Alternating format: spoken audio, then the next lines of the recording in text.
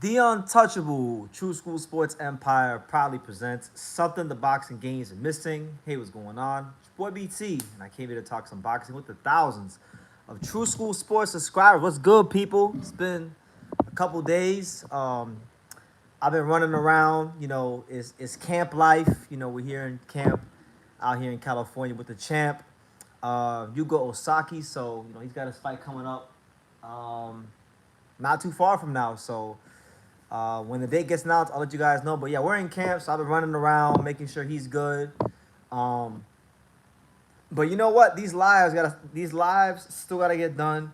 This content still has to get done, and we still have to talk some boxing because really and truthfully, there's not really much going on in the sport right now. But I'm still gonna come here. I'm still gonna get my 90 minutes to 2 hours, and we're gonna have fun doing it. So listen, there's 70 of you guys here. Make sure you smash that like button. Listen, cause I'm taking valuable time. I don't got time like that because we in camp.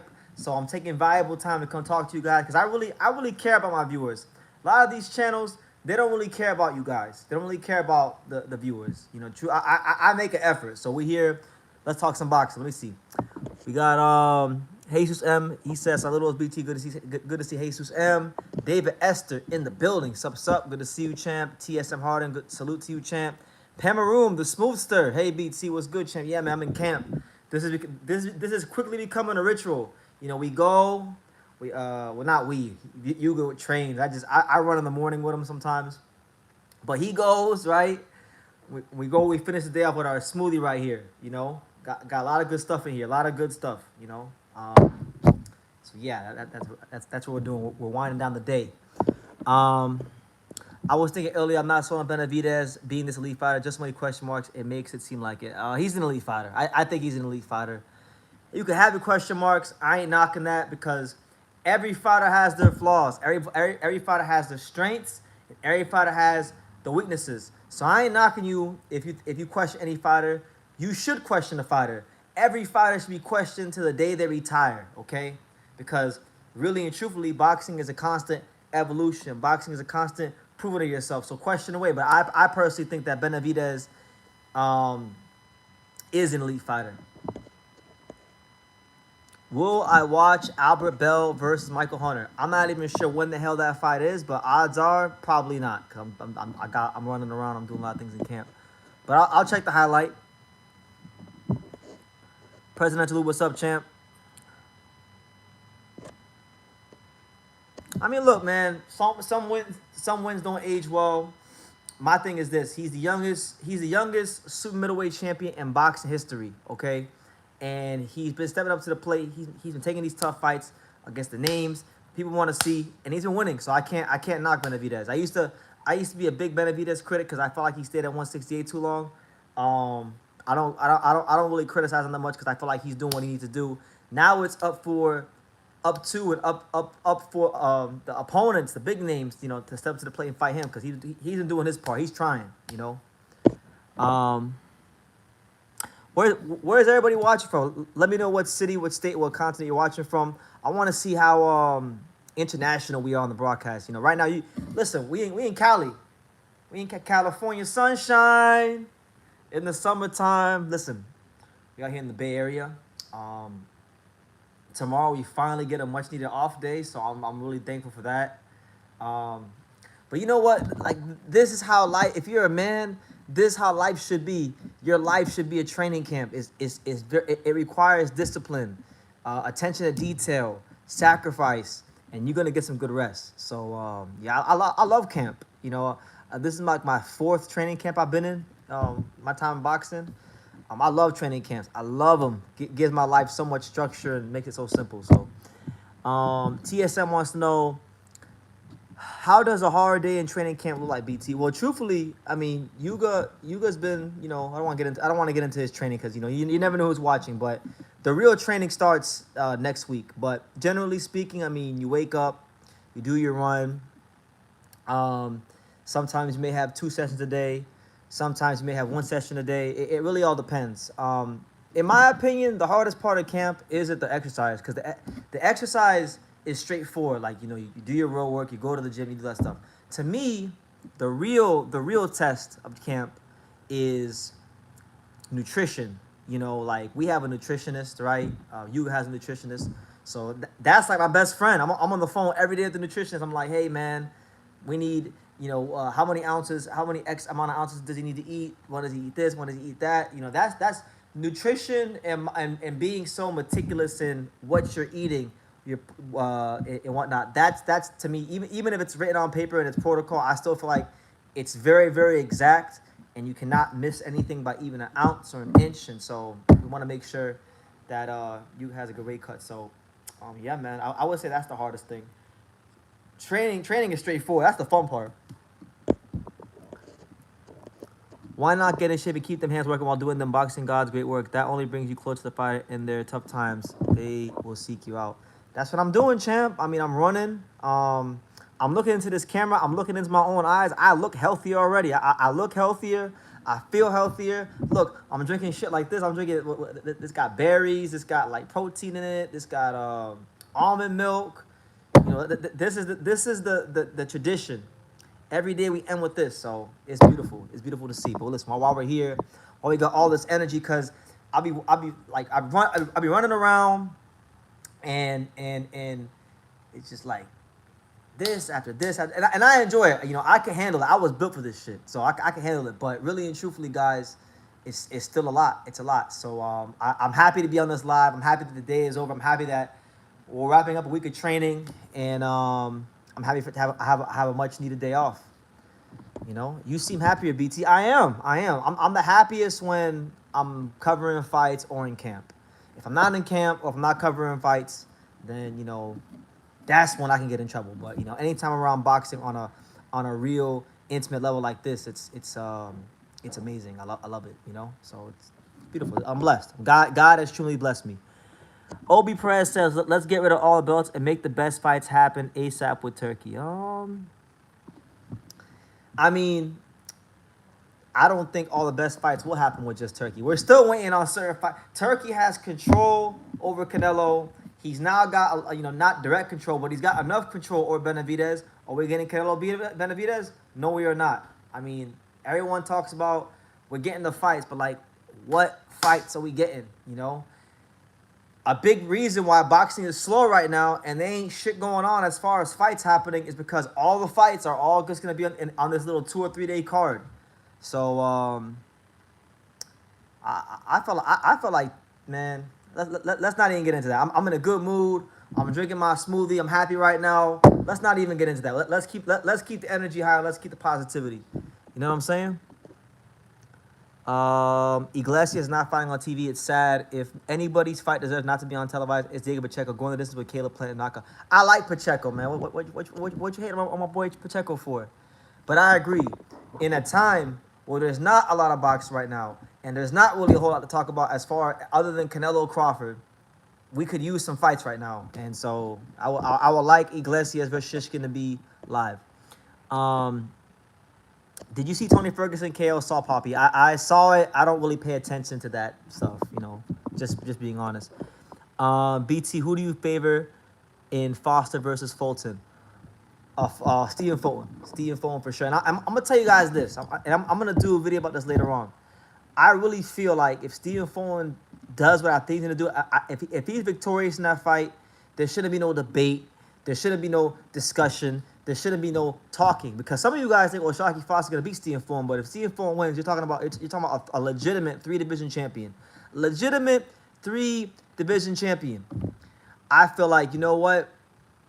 He should be on the pound-for-pound list. If he beats Foster, I'm putting a Stephen Fulton on the pound-for-pound list. He should have been on the pound-for-pound list right before he fought anyway, but they had guys like Spence. Spence wasn't doing nothing. Spence, come on, man. He needs to be on the pound list if he beats Foster. Quit playing with me. BT, how come you don't bet that much? Because I have an addictive personality. When I go into something, I go in like 150%. So I don't want to become a degenerate gambler. My grandfather, God rest his soul, great man. He was a degenerate gambler, and he pissed away a lot of money in the name of gambling. So I'm gonna learn from the OG. I'm gonna learn from the OGs who came before me and just keep my love of boxing pure. Who's the fighter of the year so far in your eyes? Great question. Who is the fighter of the year? You could obviously say Usyk because he became undisputed. But I'm gonna tell you guys this, and I want to see what you guys think. If Brian Norman Jr. beats Devin Haney, then I don't think there should be any discussion on who the pound for pound or who the fighter of the year should be.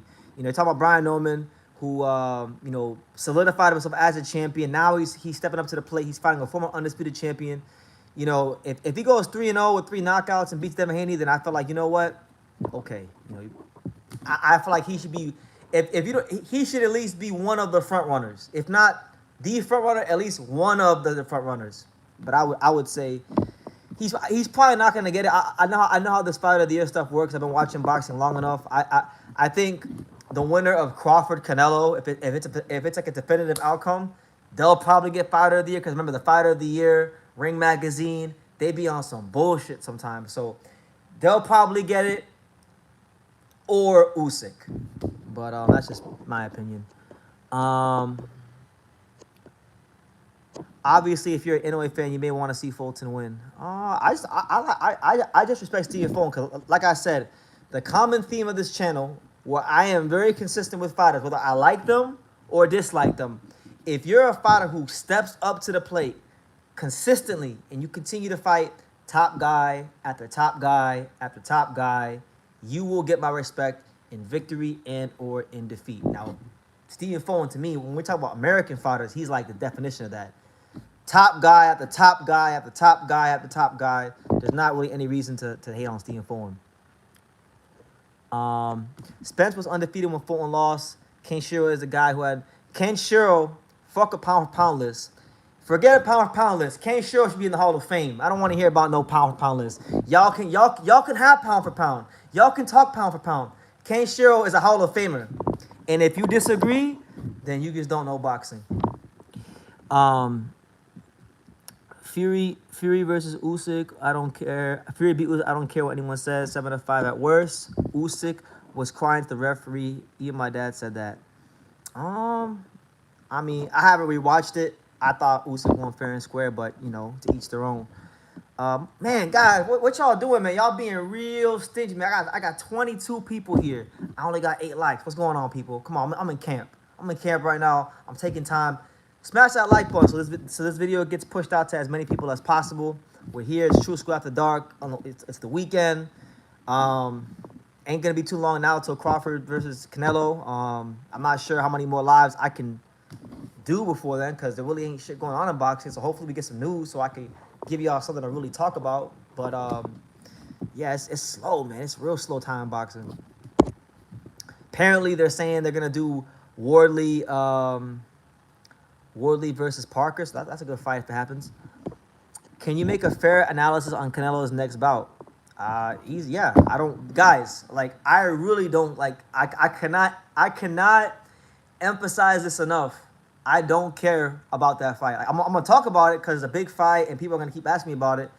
But I'm not invested in it like that. Like if Canelo wins, he ain't getting zero credit for me because he beat a welterweight. And if Terrence Crawford wins, well, I already think Canelo Alvarez is overrated. So I'm not learning anything I don't already know. So, yeah, I'm not really too fond of that fight, just being honest with you guys. And I made myself perfectly clear in some videos. But I personally think it's gonna be a boring ass fight. If you want the blunt,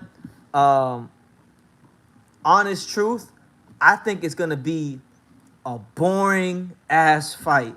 I'm talking about you're gonna get 2 counter punchers in a very, very uneventful and listless affair.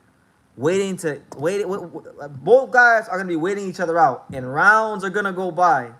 And I think it's gonna go the distance. Canelo is gonna get a decision. Terrence Crawford will get credit for going the distance with Canelo Alvarez. Canelo will win a boring fight, and the boxing fans will be upset. That's what I really believe. So hopefully I'm wrong. Hopefully it's a really great fight, but I don't see it being that. I see it being very, very boring. But you know the beautiful thing about boxing is that no matter what I think and no matter what you guys think, the fighters ultimately get the final say in the end. My man right here said, where is that comment? I wanted to read it. He said, nah, BT, Ken is a bum. That's what I've been told. Well, people don't know shit about boxing. Ken sure probably like, of this era of the last 10 years, he probably like one of the top, he's easily one of the top 10 fighters any weight class of the last 10 years. Hands down. Do I think the Canes beat the Irish? I mean, I don't really watch college football like I used to when I was younger, but go Canes. South Florida stand up. For sure. No, it's going to be we'll see. I don't think so. I really don't think so.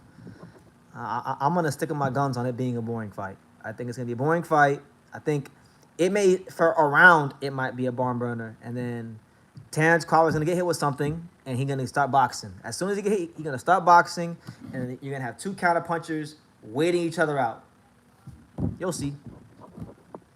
But listen, I just wanted to hurry up, get here, and be over with because I can't stand that fight. I'm absolutely sick of both fan bases.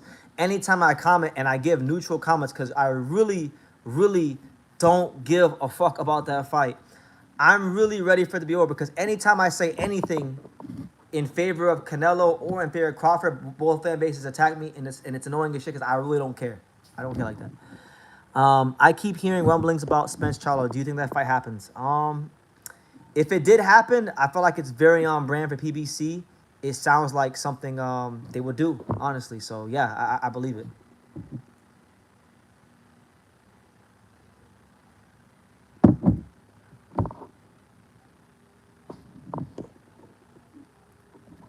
Yeah, like both fan bases are really extreme. Like earlier, right? I'm gonna tell you guys this. So for those of you who follow me on Twitter, you may have seen me earlier. I tweeted this. I was sitting here. Me and Yuga were watching some boxing. I was putting Yuga on some fights that he's never watched before. So earlier we were watching Pernell Whitaker versus Buddy McGirt, #1. Really good fight. Go watch it if you haven't. So Pernell Whitaker stepped up from 140 to 147, right?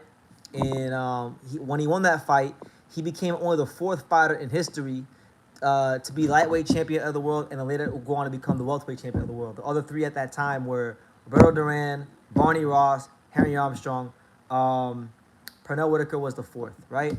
And since then, there's been a bunch of fighters to do that. So when I was watching the fight, I was like thinking of the guys that have done that off the top of my head, and I named about 9 or 10.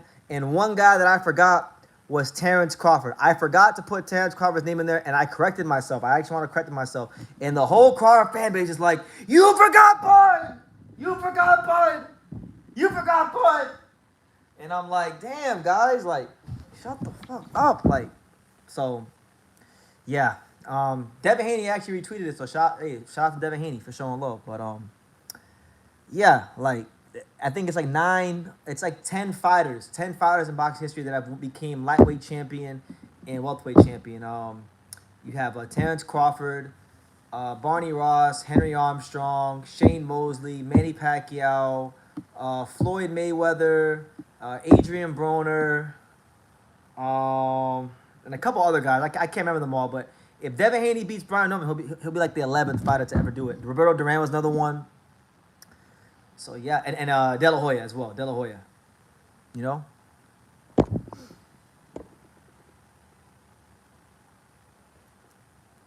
I might go to Murataya versus Schofield fight made if they're in talks. I like that fight, man. I know a lot of people are upset that Murataya is not going to fight his IBF mandatory Andy Cruz. And listen, that would be a great fight, too. I don't think Raymond has a big chance of winning that fight. I think his handlers are doing the right thing from a management standpoint, not letting him fight Andy Cruz because that's a harder fight for him. This is still a hard fight for him, but I feel like stylistically it's a more winnable fight for him, and it's more money involved. And plus, he's the IBF champion, and one thing we know about the IBF, and I know this for a fact because one of my best friends in this world is the IBF champion. That's Angelo Leo. They're going to make you fight the mandatory, so all Andy got to do is just keep winning and winning, play the waiting game a little bit, you'll get your shot. And if Murataya don't want to fight you, then guess what? You'll fight for the vacant belt, and you can get an easier opponent and then go ahead and win. So, yeah, man. Crawford became undisputed at 140 by being Julius Ndongo. That means he is the best. Well, to be fair, Ndongo was... Well, I don't want to shit on Ndongo. We know that skill-wise, you know, he wasn't the most skillful guy, but he got there. He didn't get there on accident. He won on the road. He was the underdog against Edward Troianovsky, knocked his ass out. Underdog against Ricky Burns, fought him in Scotland, beat him easy. So, like, yeah, it was a mismatch of a fight. But Indongo earned the right to be in that type of fight because he won the fight. He did what he's supposed to do. So, that's what it is there. BT, did you hear that Matias turned down Turkey's offer? Now Matias versus Smith is going to purse bid in 3 days. I didn't hear that at all, actually. He turned it down. I've been running around all day today. He turned it down. So Smith and him are going to go to purse bid.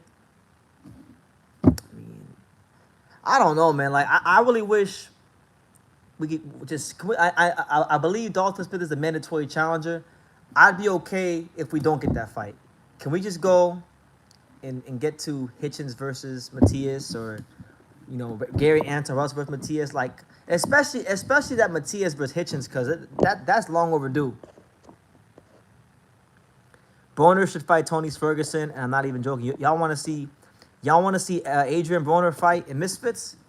I wouldn't mind it, because look, them guys in Misfits, they are, you know, they're not like high level fighters, and at this point, Broner is not a high level fighter. He's not living that life of a fighter anymore. He's, as Athletic Prime has went ahead and passed him by because he was drinking and living a life that he wasn't supposed to live outside the ring. So all that stuff it catches up to you after a while. I wouldn't mind seeing Adrian Broner fight some of these influencers and get a bag and beat the brakes off of them. Why not? He better beat the brakes off of them. Shit. I saw Jamal Harvey's debut the other day. He reminds me of a young Adrian Broner. Yeah, Jamal Harvey, man, I'm a big fan of him. Big fan, high on him. I don't say that too many fighters at that stage of their careers are going to be world champions, but he's one of those guys where I'm like, you know what? No, he's going to be world champion. You know, and Sean Tattel and I both have been saying that and singing his praises since we saw this kid at the Olympic Training Center in 2022 when we went down there with Sean Porter. So we bought the original shares in the Jamal Harvey stock. So yeah, shout out to Jamal Harvey.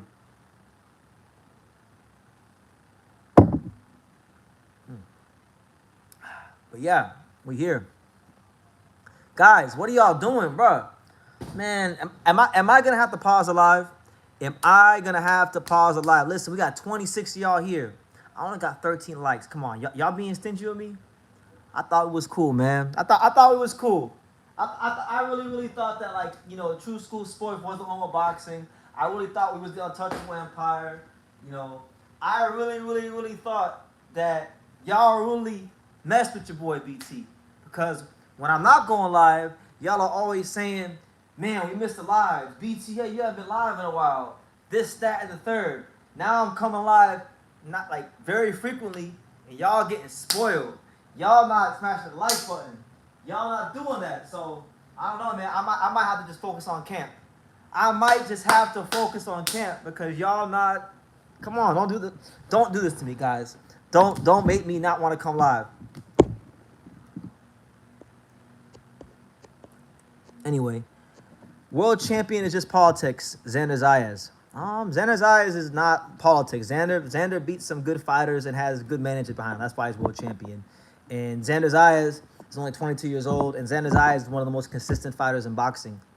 So, are there politics in boxing? Yes. And guess what? There's politics. Everybody always talks about politics this, politics that. Guess what? Every fighter at some point in their career has had to deal with politics. Canelo had to deal with politics at one point in his career. Crawford had to deal with politics at one point in his career. But you know how you get around politics, or you know how you deal with politics? You make sure you have a good team behind you. Competent people that know what the hell they're doing. That's how you get around politics. That's how. So I don't want to hear about, oh, he got the belt because of politics. No, he got the belt because he was good enough to beat the guys that put in front of him, and he has competent management. That's really what it is. A lot of these guys, look at a guy like Charles Conwell. I like Charles Conwell. Charles Conwell's a good fighter. Charles Conwell got signed to Golden Boy. We heard for years. And even me, like, oh, Charles Conwell this, Charles Conwell that. He got the fights. All he had to do was win the damn fights. All he had to do was be good enough to win the damn fights, and he would have got the title shot. But guess what? He wasn't good enough. So I don't want to hear about politics. I don't want to hear all that. Yes, there's politics. But there's also a lot of fighters who have stupid ass management that literally holds their careers back. So, um, I'm just gonna leave it at that. Any news on Top Rank? Nothing really concrete. I've heard some rumblings. I've heard things, but nothing really concrete to talk about. To be honest, it's just like the guys. Boxing just in one of them slow places right now.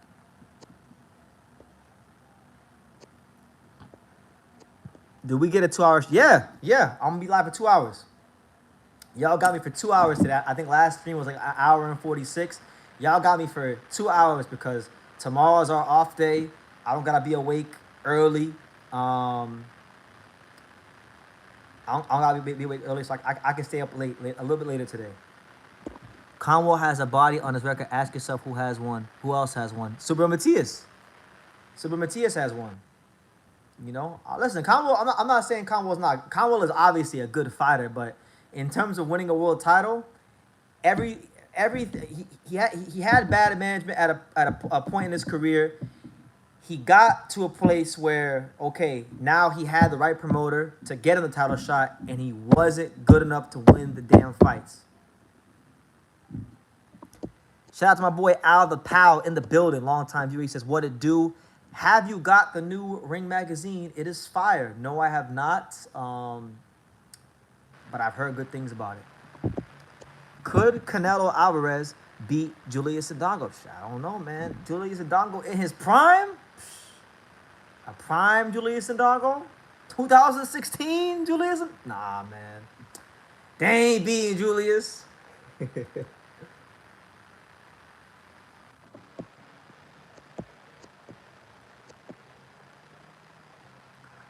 Combo took Garcia lightly. That doesn't mean he's not good. Well, look, man. I'm gonna say this. That if you as a fighter, if you go into the ring, listen. I'm in a training camp right now, right? So like, if you're gonna sacrifice all this time, go to the gym, watch your weight, cut weight, do all these things, just to get in the ring and not take your opponent seriously, you're a fucking retard. So any fighter, not just Conwell, any fighter that goes through all these things, that goes through like training camps and cutting weight and eating right and calling the nutritionist a million times a day and doing road work and doing sparring.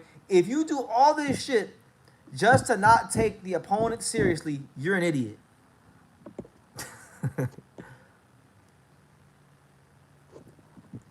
I went to Barnes & Noble's for a book, and I seen the Ring magazine bought two. They wrapped in plastic, got Canelo and Bud comic book, and it's a lot bigger than the usual magazine. It's like a book. Yeah, I've been hearing that. That's one of the positive speaking points I heard about Turkey is that Ring magazine is really revamped. Now I haven't bought any Ring magazines in a long time. You know, but hey, shout out to him. If the magazine's improved, good.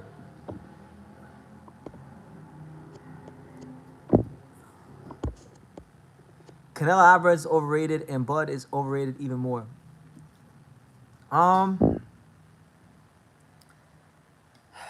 You know, part of me wants to agree with you. Like I want to sit here and say, you know what, they're both overrated. I really I don't even want to get into all that. I just want the fight to come and go. Come and go. So I can just do my content, post a prediction video, live, post-start review, move on. I don't want to talk about Crawford, but it's so annoying because they when I say they, I mean the Saudis, I mean Turkey, I mean like Riyadh season. They've made boxing to a point where they literally slow the entire sport down. There's not shit going on for like 2 weeks until Crawford fights Canelo. It's insane. Most of the PBC boxers were a letdown, actually. Yeah, because they don't fight enough. A lot of them don't fight enough. A lot of them, you know how it goes. I don't gotta explain it to you. BT, which underdog do you give a better chance of pulling off the upset? Thurman against Pandora or Lubin against Ortiz? Great question. I will go with Lubin over Ortiz. I'm not really confident either one of them as far as underdogs, but I would say Lubin over Ortiz only because I thought Lubin's a little more fresh than Thurman. But that's maybe you could argue that because even though Keith Thurman has been fighting, you know, he hasn't really been taking. He hasn't even got really like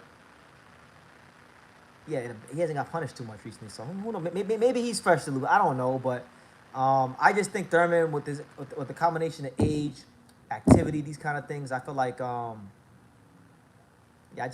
I feel like the Fedora fight is bad for him, but I respect him. If he actually makes it to the ring and climbs to the ropes and actually does fight Fedora, then he gets credit for that. Because at this age, considering his layoffs and his history, people need to give Thurman his respect if he actually goes and gets in the ring and fights Fedora. BT, do you always hate fighters once it gets to the big stage? I noticed this with Inoue and Boots with you, bro.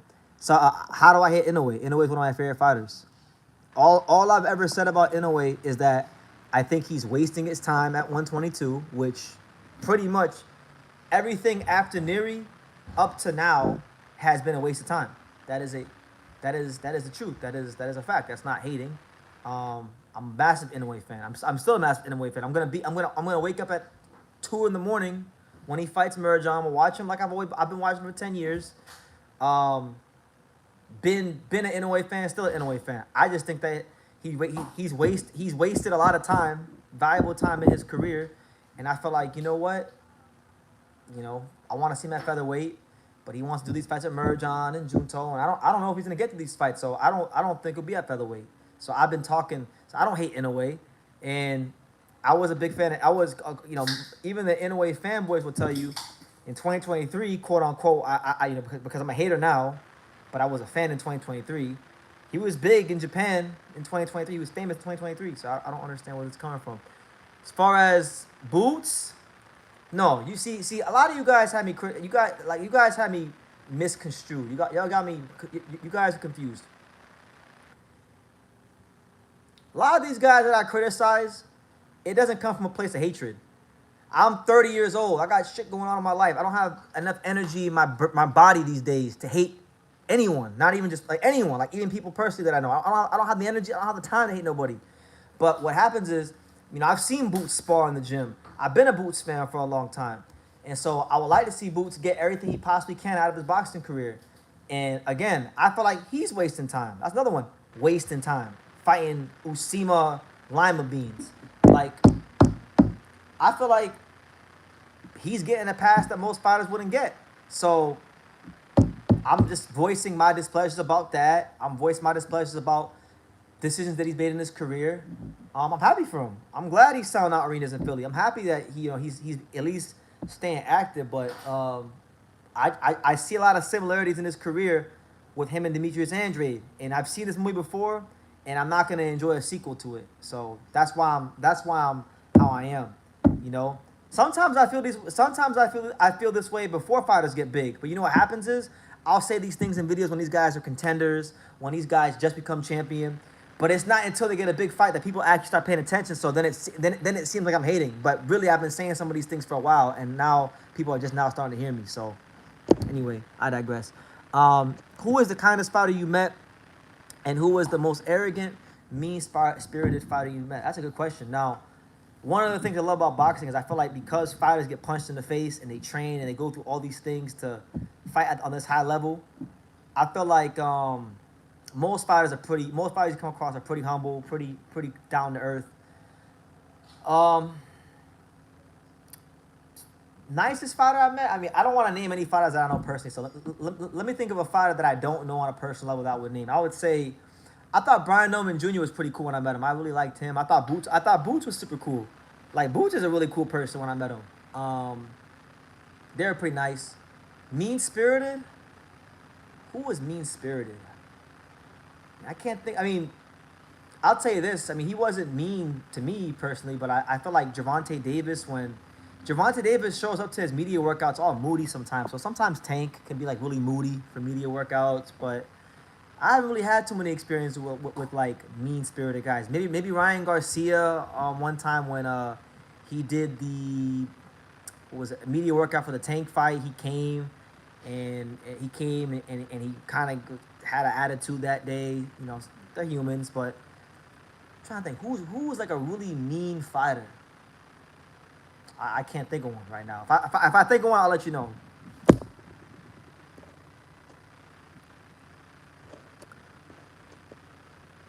I kind of see the Norman Haney fight as Norman KO or Haney decision. That's possible, or it could be, another scenario I could see.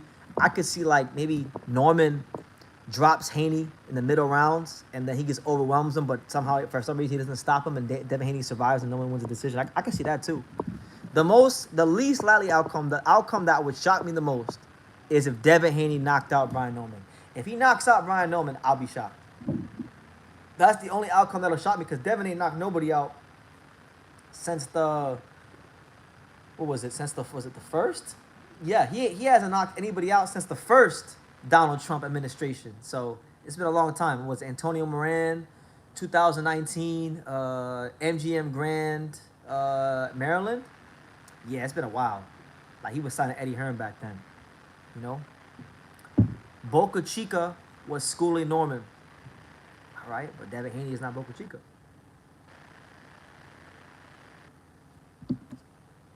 And Brian Norman Jr. is not the same Brian Norman Jr. from that fight. He's made a lot of corrections since that fight. A lot. I'm gonna say it like this. I think whatchamacallit, I think Brian Norman Jr. is gonna stop Devin Haney in 7 rounds, but I'll be honest with you, it wouldn't shock me the least bit if Devin Haney gets knocked out quicker than Jin Sasaki. You want a bold prediction? There's a bold possibility he might get done up in like 4 rounds, but probably not because Devin's too smart for that. But I'm just saying it wouldn't shock me. The Fight Guy says when the Japanese guy wasn't getting knocked down and out, he was putting the beats on Norman. He was giving Norman like I wouldn't say he was putting the beats, but I would say that when Jin Sasaki wasn't getting knocked out or dropped, those rounds were he had some success against Norman. Like Norman had to respect his power, like because one thing I keep telling everybody is Jin's very raw around the board as a fighter, but one area where he's like a 9 is power. That dude is really punching like that. So I felt like if you go back and you watch that fight, because I have watched it a couple times since they fought, he had to be a bit cognizant and weary of, like the power. You know, and he was, and he stayed calm, and he got his knockout eventually. Some Randy bodyguard put his hands easy on Brian Norman Jr. and pulled his head over his shirt. That bodyguard literally got taken down with one arm by Brian Norman. If you go back and you watch it, Brian Norman literally took him down with like his forearm. Norman had bad hands when he turned on the boots fight, and I hate to defend that, but looking back at it now, it was legit because like you, I feel Norman has improved immensely. Oh, guys, I went back and I watched every Brian Norman fight from now to Sasaki because he had 2 fights that nobody talks about. We only know Norman from Randall on up, most people, but he had 2 fights on Top Rank before Randall. The Quentin Randall fight was just his first fight on like a Top Rank on the main card. But he had 2 fights before the Randall fight, and he didn't look that great in those fights either. So he had like 4 fights before Santion where he looked average as hell. He fought Santion. His back was against the wall. They were supposed to give him that pink slip, right? And ever since then, he's just been on a wrecking. He's been pissed off of greatness, and he's been leaving the trail of bodies everywhere. So, would you say that Devin Haney is mean-spirited? He doesn't seem humble to me. These guys are human, man. I've had good experiences with Devin, and I've had bad experiences with Devin. He's hit or miss with me, my experience. I think Big Baby Miller seems like a really cool. Gerald Miller is very, very cool. I've had great experiences with Big Baby. Good dude. Fun to be around most of the time. You know, Miller used to come down to the Heavyweight Factory back in like 2019, 2018. So those are my earliest memories with him, and I had good experiences. DT, we gotta get a John Orobio video. He fights on the Iglesias card. It's funny you mentioned him. I had one of my friends got offered a fight with him today, but we're not gonna take that fight. Not right now. We got a plan.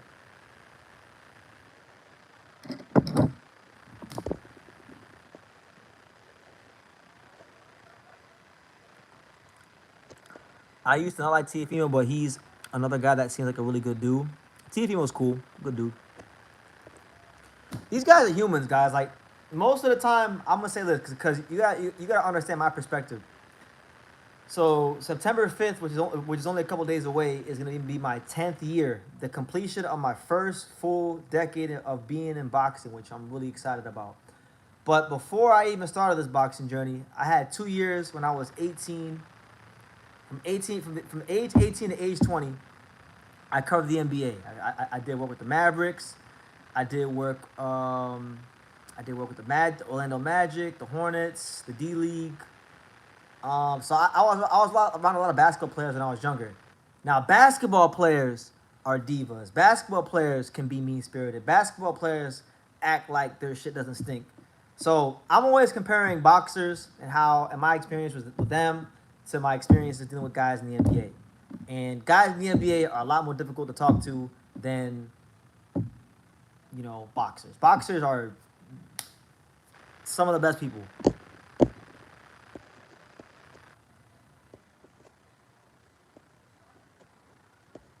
Why isn't he? So now you guys want me to do a psycho evaluation of why guys how they are. I don't know why the fuck Devin Haney is how he is. I'm just telling you my experience with him. I've had experience with Devin where he's in a bad mood in the gym and it's not fun to talk to him, and he's mad at the media. And I've had good experience with Devin. Okay, they're human beings, guys. I'm not gonna go give I'm not gonna go give these guys a psychic evaluation. I'm just telling you about my experience with them. You followed Ellie. I did not follow. I followed my own footsteps. Ellie Setback never advised no fighters to world titles. Ellie Setback never been to no training camps. Ellie Setback never really cut his teeth really involved in boxing. So no, I didn't follow Ellie Setback's footsteps. I followed my own footsteps like I've always done my entire life. But shout out to Ellie. He is one of the pioneers. So I give him his due. But don't. But I'm not here to down nobody. I'm not here to talk bad about nobody. Shout out to Ellie. Shout out to all the people in the YouTube boxing community that are doing their thing.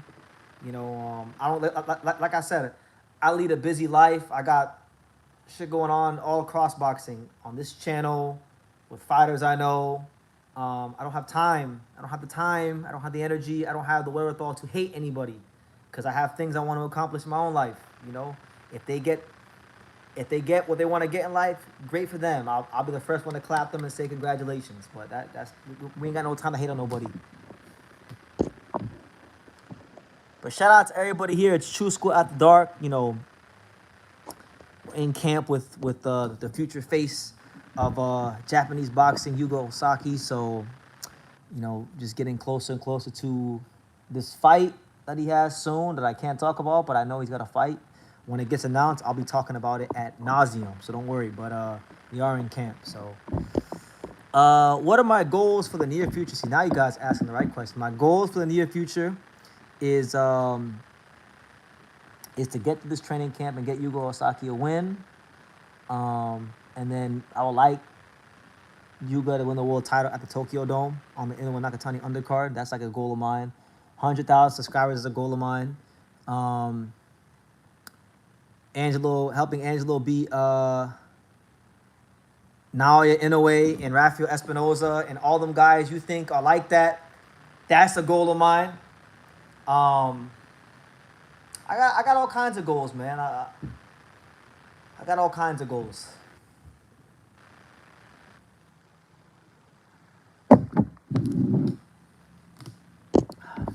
Is the guy here in camp with the champion? Not yet, but he's ranked top 15 across the board. WBA, WBC, WBO, and IBF at light flyweight. He's a WBC youth light flyweight champion, WBO Asia Pacific light flyweight champion, 8-0-1, 6 knockouts. I would be led to believe that he's going to fight for a world title at some point in 2026. Preferably, God willing, please, Lord, on the Inoue Nakatani undercard. So Inoue Nakatani, win your fights, please. Yuga, win your fights, please. So we can make that happen. How do you think MJ and those guys would play out? MJ and which guys? MJ and who? Inoue? Or MJ and Espinoza? or MJ and Angelo? Which MJ and who? I saw a video. I saw a video of MJ. MJ, he's big, man. He looked like he was 160. He looked like he was like 160 in the video I saw. He looked huge. Um, MJ against those two guys. MJ against Bam and Nakatani. Nah, those would be good fights. I feel like those would be good fights. Um, I'll tell you this. I saw Bam get hit by Gaio. Yo, MJ hit Bam the wrong way. I don't know. I don't know about that one. MJ versus Nakatani. I would say I think I would give a slight edge by Nakatani. Nakatani by decision. Real question: who is your top American heavyweight right now? That's a good question. Who is my top American heavyweight? My top American heavyweight. Let me see. It's not Jared Anderson, and it's not Wilder, and it's not Stephen Shaw. There's not a whole lot to pick from, so I think by default I gotta give it to Torres by default, and then maybe after Torres, you know, you said wow, Sonny Kanto. I haven't heard that name in a while. Yes, throw a Sonny Kanto in there. Fuck it, Lorenzo Medina. I mean, right now, the American heavyweight landscape is wide open. Ain't really shit going on. Andy Ruiz, you know. Can somebody from America, does anybody from America who's a heavyweight want to make some money? Does anybody want to, you know, be relevant in the top levels of boxing? Because once we get an American heavyweight that, you know, is somewhat relevant, I feel like American boxing fans are ready to get behind an American heavyweight. But we ain't got no fucking American heavyweight, so we need an American heavyweight. Michael Hunter. Michael Hunter. Some people like to talk about Michael Hunter like he's gonna do something. I don't think Michael Hunter is gonna do anything because Michael Hunter's had plenty of chances to do something and has never done it. You know, so hopefully for his sake, you know, at some point he can salvage his career because he another guy managed himself out of his career.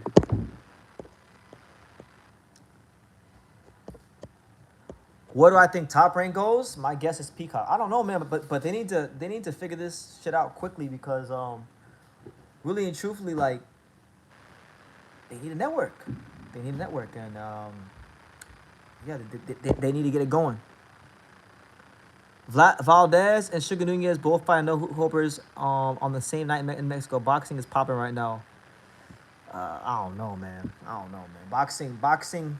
I mean, I feel like every year around this like third quarter, fourth quarter, we always hear, but we always hit a slow period, and this is just that slow period. Hopefully the fourth quarter is very strong because man, it's bad right now. This third quarter. I am Black Mall says, unfortunately, all the best American heavyweights are defensive ends in the NFL today. BT. I think so. It seems like it. You know, we lost a lot of. We've lost a lot of heavyweights in America to other sports. Shout out to my guy, See No More MMA. He says, I just finished watching your Bo versus Usyk video, and I totally agree, BT. Hope all is well, brother. Don't think I've congratulated you yet on another Panthers. Shout out to the Florida Panthers. I'm wearing my Sam Reinhart shirt as we speak. The back-to-back Stanley Cup champions, the best team in all of American sports. It's not even close. Thank you for the kind wishes, and thank you for watching the Bo and Usyk video. All is well, man. I feel like, you know, God has blessed me so much in my life, and now more than ever, I'm in training camp right now with my boy Yugo Osaki, one of the best young fighters in the world. I think he'll be a world champion next year, so it's a pleasure working with him. I feel like being around Yugo is actually giving me new life and new energy, so it's beautiful times.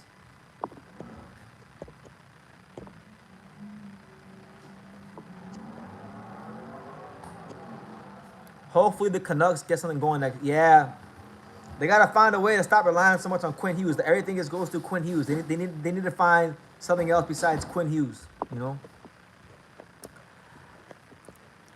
If Crawford beats Canelo, he is goated in my book, especially if he gets stopped. Now, I'm gonna tell you guys this. And I want to get this out there so you guys can hear me say this because I've been saying a lot of negative about this fight. I'm not really in love with this fight with Crawford and Canelo.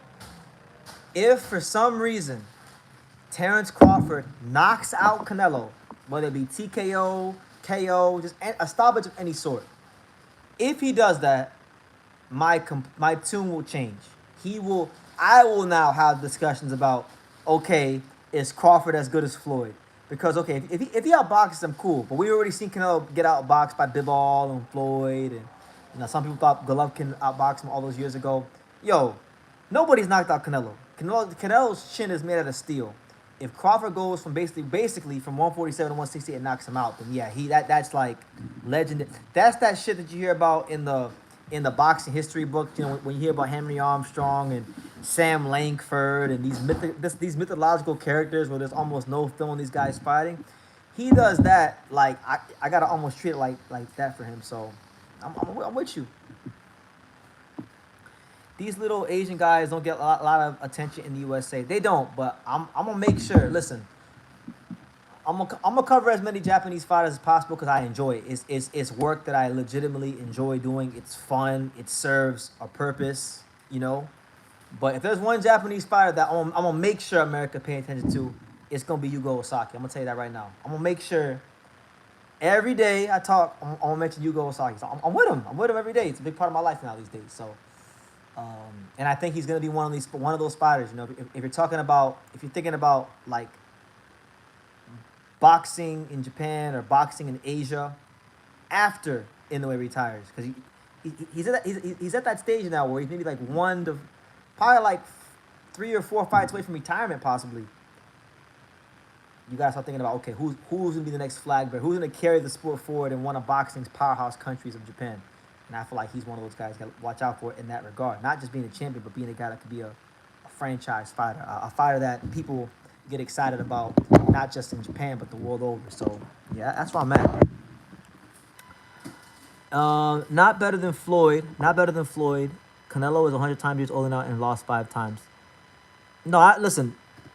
I still, even if Crawford stops Canelo, I'm still going to say Floyd is better because, in my opinion, if Floyd and Crawford fought head to head, I would not even hesitate to pick Floyd. It's not hard for me to pick at all. I've seen Terrence show leaky defense in too many different fights. All Floyd needs is this much. You take him an inch, he gonna take a mile. You give him an inch, he gonna take a mile. So I feel like yeah, it's. But I feel like if he knocks out Canelo, he's at least we can at least now there's legitimate reason to have that conversation because nobody's done that to Canelo. And Canelo has been durable and shown durability his entire career. If Canelo Alvarez has shown anything in his career, it's been durability. So, yeah.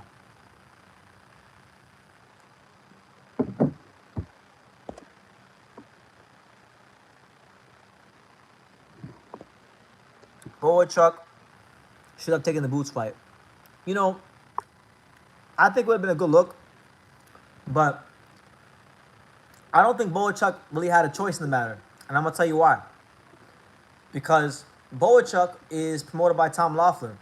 Tom Loeffler, as a smaller, more like mid-level promoter, he gets fight dates supplied to him from who?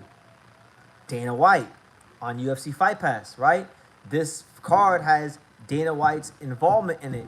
So if Boachuk takes the Boots fight, that could go against maybe some of the business interests of Dana White, who has been good to who? Tom Loeffler. So he's not gonna go against the guy that's been doing right by him, getting him these fight dates on a platform like UFC Fight Pass. He gonna put Boachuk on this big card with the guy that's been giving him fight dates. So it's just business. I don't think Boachuk really had a say in the matter. No, but it's a good fight. I ain't mad at it. He's fighting Brendan Adams, rematch. First fight was really entertaining. He lost that fight. Brendan Adams beat Boachuk in more legitimate fashion than Virgil did. I don't really think Virgil beat Boachuk. So City by the Bay says, who is your favorite least greedy promoter in boxing right now, would you say? A non-greedy boxing promoter, man. That sounds like an oxymoron. All these promoters is greedy. Even the ones you guys think aren't greedy are greedy. It's part and parcel of the game. Um, Non-greedy promoter. I can't name it. To be honest, I can't name you one. I can't.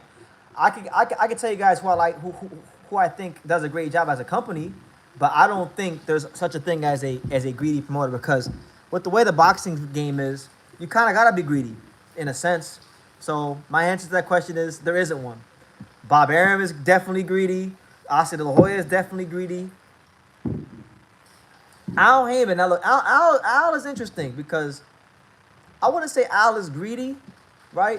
I hear all these stories. You know, you guys wouldn't believe some of these. You guys wouldn't believe some of these stories that people in PBC tell me about Al, and they sound true because they're too specific to not be true. But Al, like, they don't fight enough. They don't fight. They don't fight enough. So, yeah, Al has his issues. Eddie's. I've heard good things about Eddie. I've heard some good things from fighters I know that have done business with Eddie. They're all every promoter's greedy. I think Eddie Hearn is a decent guy. Like, I think Eddie Hearn is an okay guy. I haven't heard too much negative from the fighters that I know that I worked with Eddie, and it's pretty good sample size.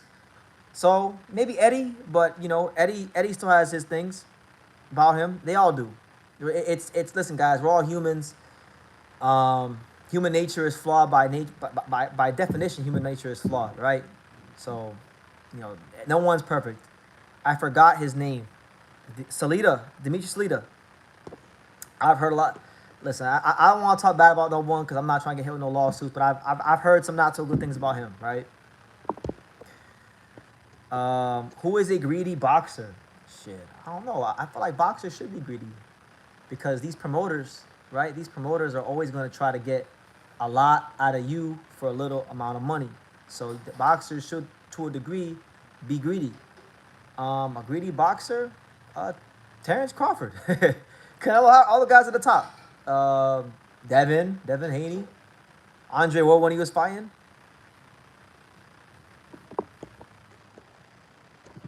What's my opinion on Oscar Duarte? I don't think he's the most skilled dude, but he's on a good run since. Good fighter, man. Dangerous, strong. I like to see him, you know, continue to get higher profile fights. He's showing and proving himself time and time again. You know, Kenneth Sims Jr., good fighter.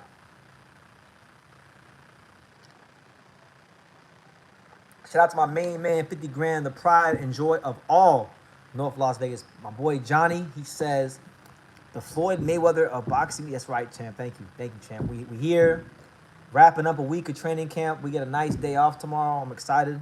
And then you're going to have a lot of fun tomorrow and enjoy our day off. And then the real work starts Monday. So, you know, good to see you, Johnny. Good to see everyone here. Okay, let me ask you this. Who is your favorite referee in boxing? Harvey Doc seems decent. My favorite referee in boxing is what's his name? Steve Willis, just because of the reactions. I like the reactions from Steve Willis. Although I will say, because if I'm not mistaken, I think he reffed the Tank Roach fight. Yeah, he had a bad night. We can all have a bad night, you know. Jada the Monster says, yo, BT, I've been loving your lives, brother. Thank you so much, man. I'm trying to, you know, stay consistent. Just keep this thing going. Keep the True School Empire moving along because it's very easy to get lazy. It's very easy to go on a drought. It's very easy to get caught up in other things that I got going on in boxing. So, listen, believe it or not, like I always tell you guys, these lives are therapeutic for me. They are really fun for me to do.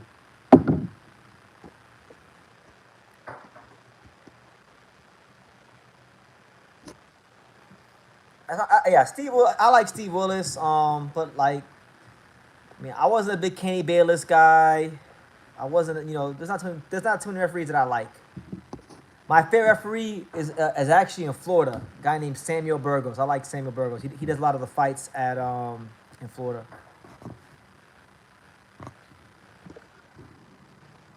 My favorite referee was Mills Lane. Let's get it on. Yeah. Well, Mills Lane, you know, I've read a little bit about his story. Mills Lane, from what I've seen, is he lived the fighter's lifestyle. Like, this guy was doing his road work. This dude was a disciplined guy. That's why he was so in shape and he could move around real nicely in the ring. Like, if you watch him, you know, Mills Lane made the matches about him. He was too damn animated, in my opinion. Yeah, sometimes that's how it is. You know what? I'll tell you guys this. As far as like my favorite like non-boxer, non-trainer, non-referee like figure in boxing is Jimmy Lennon Jr. I love Jimmy Lennon Jr. I think Jimmy Lennon Jr. is way better than Michael Buffer. Michael Buffer can't even hold Jimmy Lennon's jockstrap. Jimmy Lennon Jr. is the GOAT, the greatest PA announcer that ever did it. Every time I hear Jimmy Lennon Jr. Do a announcement of a fighter, it sounds legitimate. Like Michael Buffer, he was great in the '90s. He was great in the 2000s. Michael Buffer is kind of washed now. His introductions don't quite hit the same the way they used to. But Jimmy Lennon Jr., his introductions, they still hit the way they did a couple years ago, decades ago. He's still like especially. It doesn't matter where. Like he could be in Japan, he could be in America, he could be in a Spanish country. Yo, Jimmy Lennon Jr. is the best. I hope one day, it is my dream, guys. I'm gonna tell you guys. Someone asked me earlier, like, what are my dreams, right? Like, if Yuga fights for the world title, I want Jimmy Lennon Jr. to announce Yuga. Yuga, do you have nickname? Nickname? Like Naoya Monster Inoue nickname? Kenshiro Amazing Boy nickname? Yeah. Shaky Boy. Yuga said his nickname is the Shake Boy.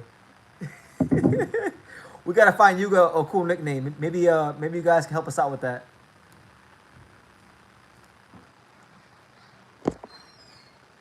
I agree with Jimmy Lennon Jr. Being better than Michael Buffer. Michael Buffer, like don't get it twisted. Michael Buffer is great. His story is great, but I just think, man, when Jimmy Lennon Jr. is the PA announcer, the fights just feel bigger to me. What about what's his name with the long ass hair? You're talking about David Diamante. You're talking about from the four corners of this ring to the four corners of the world. The fight starts now. How do you spell his name? We want to look him up on BoxRec. Yuga. Yuga. That's his first name. Osaki. Ozaki.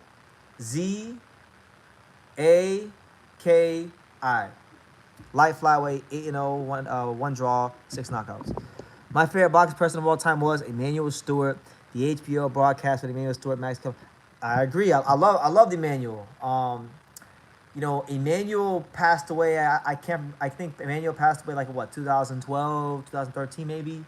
A couple years before I started covering boxing. I wish I would have started covering boxing earlier, but I was in high school. I was worrying about graduating and shit like that.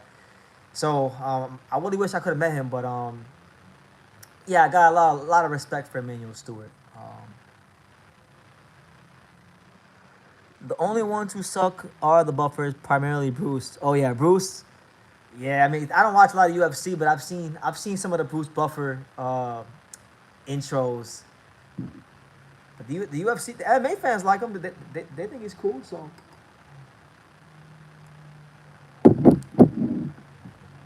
Shout out to Bruce Buffer. But yeah, guys, we're 1 hour here. We're 1 hour in. Shout out to everybody rocking with your boy BT on this live. I know it's a little late out there on the East Coast, so I appreciate any and everybody who's rocking with me right now. Make sure you smash that like button if you haven't done so already.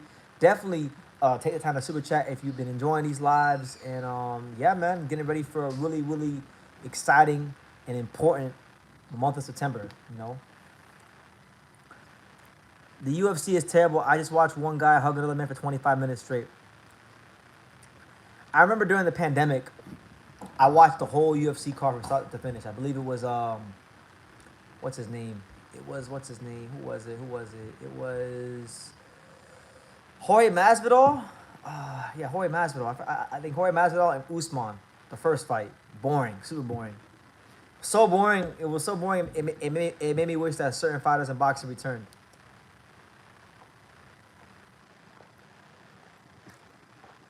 Blood Rush says, do you think Showtime will ever return to boxing in the future? It would be cool. I enjoyed growing up watching Showtime era while it ran. Right now, I think boxing is in a stage where the Saudis have taken it over, and they've cornered the market, and the majority of boxing is going on to the zone. So I don't think these premium networks like HBO and Showtime are going to see boxing as a viable source of programming for them because there's so little of it available to them because Turkey has a lot of boxing in the palm of his hand right now. So until we get through this little moment in time, you know, we're not going to, there won't be a chance at that.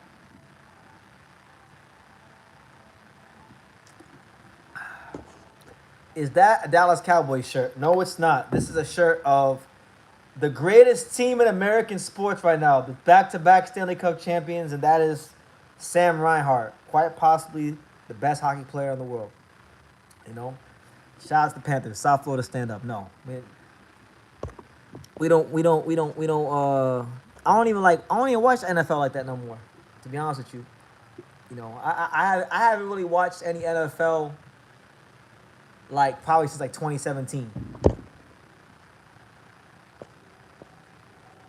Yeah, I can see that the little star. I got the blue. I get it. I get it. I'm so mad that mainstream media isn't calling out Canelo for ducking Benavidez fight. But to me, this is the week, which is why I hope Crawford wins in dominant fashion. I'm over it all, man. I mean, I definitely understand how you feel because I felt the way myself at times. But I'm just over it all, man. I literally heard today. I couldn't believe this shit. I mean, maybe you guys seen it, but if you haven't seen it, Bomac literally came out today and said that he said that Terrence Crawford should have been a super middleweight earlier in his career. Like he's trying to act like they had that they had some sort of intention, and that he should have already been at 168 early in his career. And my thing is like, bro, what? Come on, man. You were never gonna go to 168. Why are you saying this? You know, just say, look, we're in this fight because it's a potential legacy-defining win, and we're getting a shit ton of money to fight. Just call it for what it is. You don't gotta be doing all this waffling about and all this bullshit. You can call it what it is. You can say, you know what? We took this fight because we get to have our cake and eat it too. We get to potentially get a legacy-defining win and make a shit ton of money.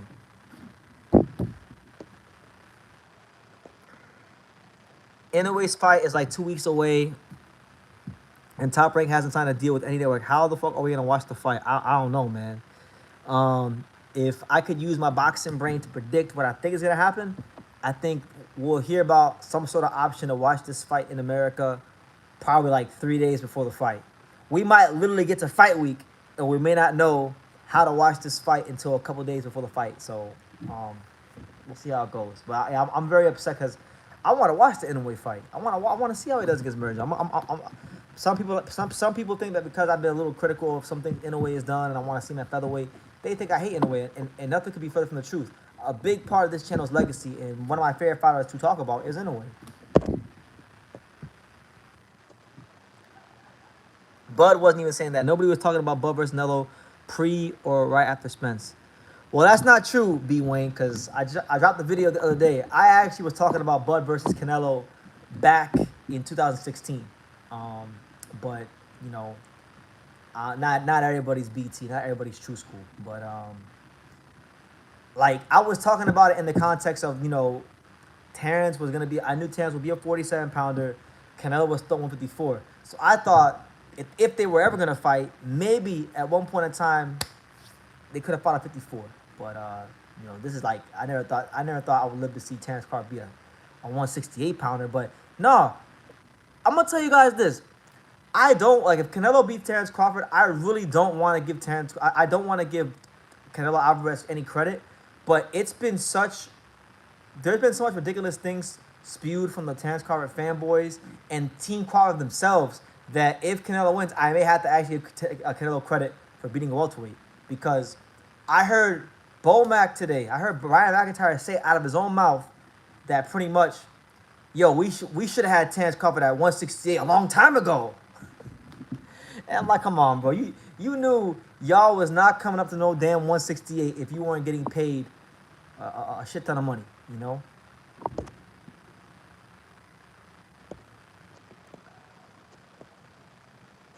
Marquez put Suleiman on blast on a Pro Box Spanish interview one day. It was live together, and at the end they told, hopefully the judges don't rob nobody. It was a damn good video interview. Well, yeah, I mean, Marquez don't. I mean, Marquez is like a listen. People think I was a Canelo hater like in 2021. Yo, Marquez is a internationally known Canelo hater, for real, for real. So I know, I already know he was letting Musulman have it. What if Canelo wins but looks horrible? How would people receive that? I think people. Honestly, I think that's my prediction for the fight. I think Canelo's gonna win. It's gonna be a boring ass fight. I think people are gonna be very disappointed. Um, I think people are gonna finally come to the reality that this fight was a farce and it shouldn't be happening. You know, which is what I've been saying since it happened. Um, I think reality is gonna bitch slap everybody in the face. That's what I think the reaction is gonna be. You know, but right now, you can't talk to the Crawford fanboys, and you can't talk to the Canelo fanboys. They out here talking shit.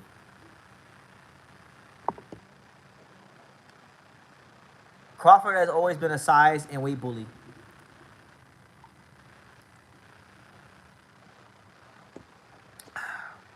Fair enough, but like I know for a fact that they weren't talking about Terrence Crawford going up to the 168. Hell no. The only reason Terrence Crawford even went up to 154 is because there wasn't any big money fights for him left at 47. And they didn't want to fight Jerron Ennis, right? And Jerron Ennis's team are kind of like they're kind of stupid, so like they don't want to actually do what it takes to make big fights. They've shown that in the latter stages of their career, like now. Um, so that being said, Terrence Crawford had no big money fights at 147, so he went to 54. And Turkey came into the picture, and Turkey paid him a lot of money for this Madrimov fight. So that's the only reason he even went to 54. If there was actual money fights on the table at 47, they would have made Terrence would be a welterweight right now. We'd be talking about Terrence Crawford versus Brian Norman Jr. We'd be talking about Terrence Crawford versus Jerron Ennis. But the reality is, he's at a stage of his career where he graduated to a higher level of pay. He wants to get paid accordingly, and nobody in the welterweight division can command that for him.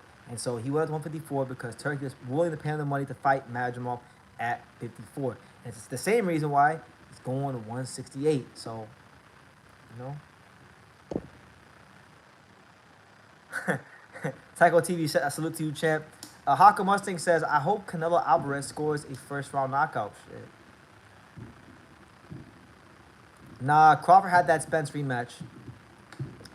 Yeah, but I mean, he had the Spence rematch, but like, was Spence really gonna do the rematch? Like, Spence took a beating, guys. Spence still hasn't fought. Brian Norman Jr. is going to beat the shit out of Haney. I carry for that fight. I believe so too. I think Devin's gonna. I respect Devin for stepping up to the plate, taking the fight. You know, he's never really been in a fight like this before. Against a younger, bigger, stronger fighter, inching towards his prime with each passing fight. So I respect him, and if he wins, full credit to him, like the utmost credit to him. But yeah, I think Brian Norman Jr. is gonna do him bad. One guy I used to be impressed with, but now I think looks like trash, is Giovanni Marquez. Yeah, Giovanni Marquez. He had some really impressive performances early on in his career. I haven't really heard much from him since. I know whenever it was the last time I seen him fight, he didn't look so good. So I can see why you feel like that. Crawford should eventually fight Boots. If I had to pick a last fight of his career, it would be that one. Spence gave Crawford his opportunity. He should do the same with Boots. That's not happening. I'm gonna tell y'all like this. Some of y'all may not want to hear it, but win, lose, or draw against Canelo, I think this is it. I don't think Terrence is fighting again after this. The only way I think Terrence is fighting again after this is if and only if this fight is declared a draw, because then the money will be so much, there's no way in hell he could pass it up. So, barring a draw, I think this fight is Terrence Crawford's last fight as a fighter. That's it. No more. Benito. The end. Se fue. Finished. Se acabó. Done. All right? I'm not a Devin Haney fan. However, besides Loma, he has the best resume out of him, Shakur, and Tank. I mean, look, man, listen. He's trying to become the 11th fighter in history to be a lightweight champion and a welterweight champion. So that right there says it up on its own. The fact that he's even trying that, you know. And I'm not no Devin Haney fan. I'm pretty indifferent towards Devin. I can't stand his fan base. I can't really stand most fighters' fan bases, but his fan base is like one of the worst on YouTube. Like they're bad. But as far as him, the fighter, nothing against him. You know, he's stepping up to the plate, and good for him. He wins this fight. He's going to be a rare fighter. He's going to join guys like De La Hoya and Duran and Pacquiao and Mayweather and Barney Ross and Henry Armstrong and Mosley as guys that have been lightweight champion, you know, and welterweight champion. Guys like Pernell Whitaker, you know. So that's pretty damn. That's pretty good. Like you got to give it to him. You got to give it to the kid. Can't hate. I give credit where credit is due. But again, that is a big if. Because really and truthfully, I think Brian Number going to beat the brakes off Devin. I actually think, to be honest with you guys, Crawford and Canelo fans are both going to be in for a reality check. I don't think the fight's going to be very exciting. But the fan base in boxing that's going to get the biggest reality check out of anyone are the Devin Haney fanboys. Not Devin Haney fans, because if you're a fan, it means you just watch the sport and you could accept any outcome and your life goes on. I'm not talking about you.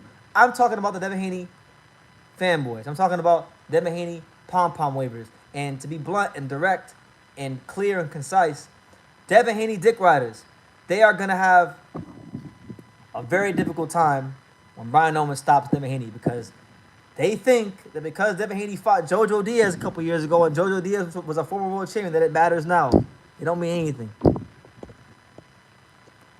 Shout out to the Nobody. He says, and thank you for the super chat. Appreciate the support.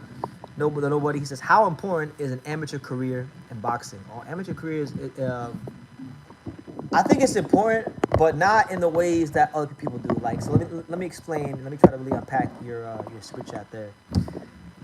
An amateur career is important because the amateur is where you build your foundation. It's where you build like your skills and your habits and your training habits and all those things. And you learn how to win. It's where you really learn how to win under any sort of pressure, because you're fighting with people in the crowd. You're fighting somebody else who's prepared and trained just to beat you, right? So you learn a lot about yourself in that time, and it builds great character. But I don't view the amateurs like a lot of people do. I feel like people in boxing, whenever they see these fighters from Cuba or Russia or Kazakhstan and they have 300 fights, that they think that automatically it's going to make these guys these all-time great fighters. And that's just not the case. Because we've seen guys with 300 fights, 200 fights become cans in the pros, right? Look at a guy like Naoya Inoue is regarded by a good amount of people as the best fighter in the world, or at least one of the top three. And he had 70, 60 amateur fights. You know, he didn't have a lot of amateur fights. Some of the best fighters of all time didn't have a lot of amateur fights. And sometimes I was just telling one of the coaches in the gym this today. Sometimes I like the fight. I like a lot of fighters that have 70 amateur fights, 80 amateur fights, even 50 amateur fights or less. You know, just enough to have experience and know what it's like to win under the lights, but not be burnt out. Because what happens, my experience, from what I've seen in boxing, a lot of these guys that have, especially in America, a lot of these guys that have 200, 300 amateur fights and 15 national titles, I always see one or two problems. Either A, they get burnt out quickly in their career. So they may be 25, but their body is 30, 32. Like they aged out from so much amateur fights and sparring and all that stuff. Or B, and this is very common, is that they don't ever shed those amateur habits. If you notice, with a lot of guys who have these long, extensive amateur backgrounds, they slap a lot. They just they do all that amateur shit, and then they get beat by somebody and knocked out by somebody who only had 50 amateur fights or 60 amateur fights, or less amateur fights than 100, but had a pro style, that really learned how to sit down to the punches and were suited more for the pro game. So that's my view on amateur boxing. Hopefully that was a sufficient answer. Blood Rush says it depends on also what your market is.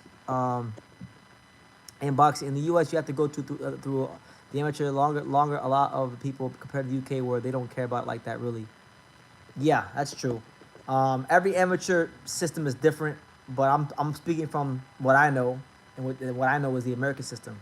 So I'll be honest, I never heard about the amateur fights being important until Lomachenko. Well, they use that as a selling point to market him.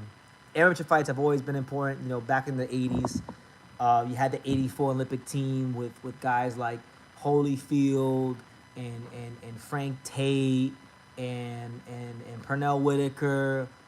Their amateur fights were used as a selling point. So it's always been important, but I think sometimes it gets carried away because I've gone to like these conventions, like WBA convention.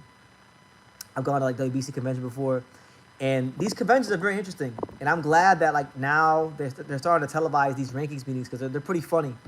You'll see like promoters, and let's say it's like we'll say Don King Promotions, right?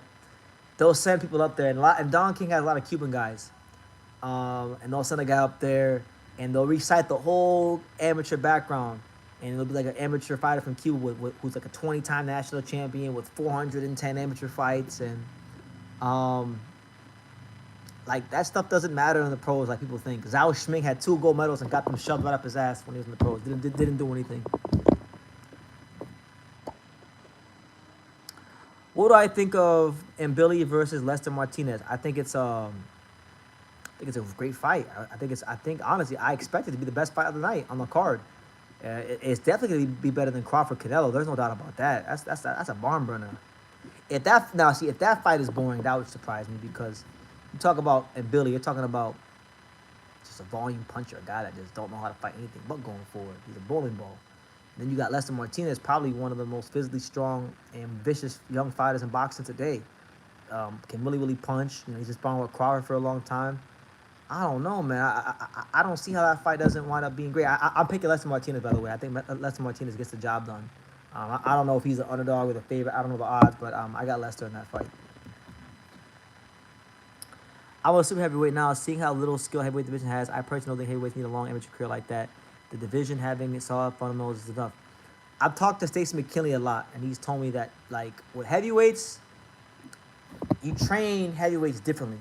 Like, you're supposed to train these heavyweights differently, because heavyweights mature later. They don't mature like most fighters. They can mature later on in their career. And with heavyweights, it's more than any weight class. It's all about the mind and the motivation of the mind. These are the things Stacey McKinley's told me over the years. And I feel like, yeah, like you said, the basics, and mastering the basics. Mastering the basics as much as possible. Do you think Martinez suffered concussions in sparring? Lester Martinez, possibly. He might have suffered a concussion, and it's possible he might have given a concussion to Terrence Crawford himself. He ain't nothing to play with, man. Lester Martinez can fight. Because in boxing, these promoters sometimes they got guys that get pushed, maybe because they sell tickets and they're from the right country that gets behind them. But you got guys that can fight, and you got guys that can't fight. And Lester Martinez is one of them guys that can fight. So, it wouldn't shock me if he gave Terrence Crawford a concussion because he's big as shit and he punches hard.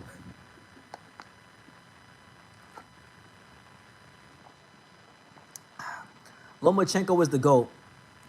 He's a great fighter. I don't think he's the GOAT, but he's great. I think Iglesias is the best. Iglesias is very good. I like Iglesias. I've watched him fight. I gotta watch him more. Hopefully he goes out here and he shows out against Vladimir Shishkin. Because that to me, for me, now I'd be like, you know what? Okay, now it's time to really take Iglesias serious. Now it's not just all hype. He beat Shishkin. Shishkin's a legitimate guy. Really, probably should be a world champion right now. And if he goes in there, does him badly, then I gotta give him his due. But yeah, shout out to everybody here. It's your boy BT. We here just talking boxing, shooting the shit. We in camp right now. It's late. It's 1:36 in the East Coast, which means it's 10:36 here. Make sure you smash that like button. Definitely super chat and let me know where you guys are watching from. I'm in the Bay Area, guys. I'm in the Bay Area. My first time in the Bay Area. I love it here too, man. People in the Bay Area are really cool. I still gotta go see more of the Bay Area. I have some friends out here I'm gonna be visiting while I'm here too, so it's cool. Good vibes in the Bay. Loma has the greatest feet ever. He ain't the GOAT though. I don't know if he has the greatest feet ever. I don't know, man. I saw Teofimo Lopez fight when those feet went away.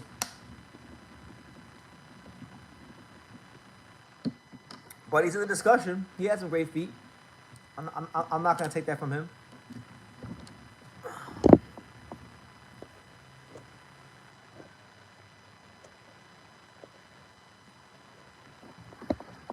We got like 35 minutes left, guys. So get your questions in. Get your questions in.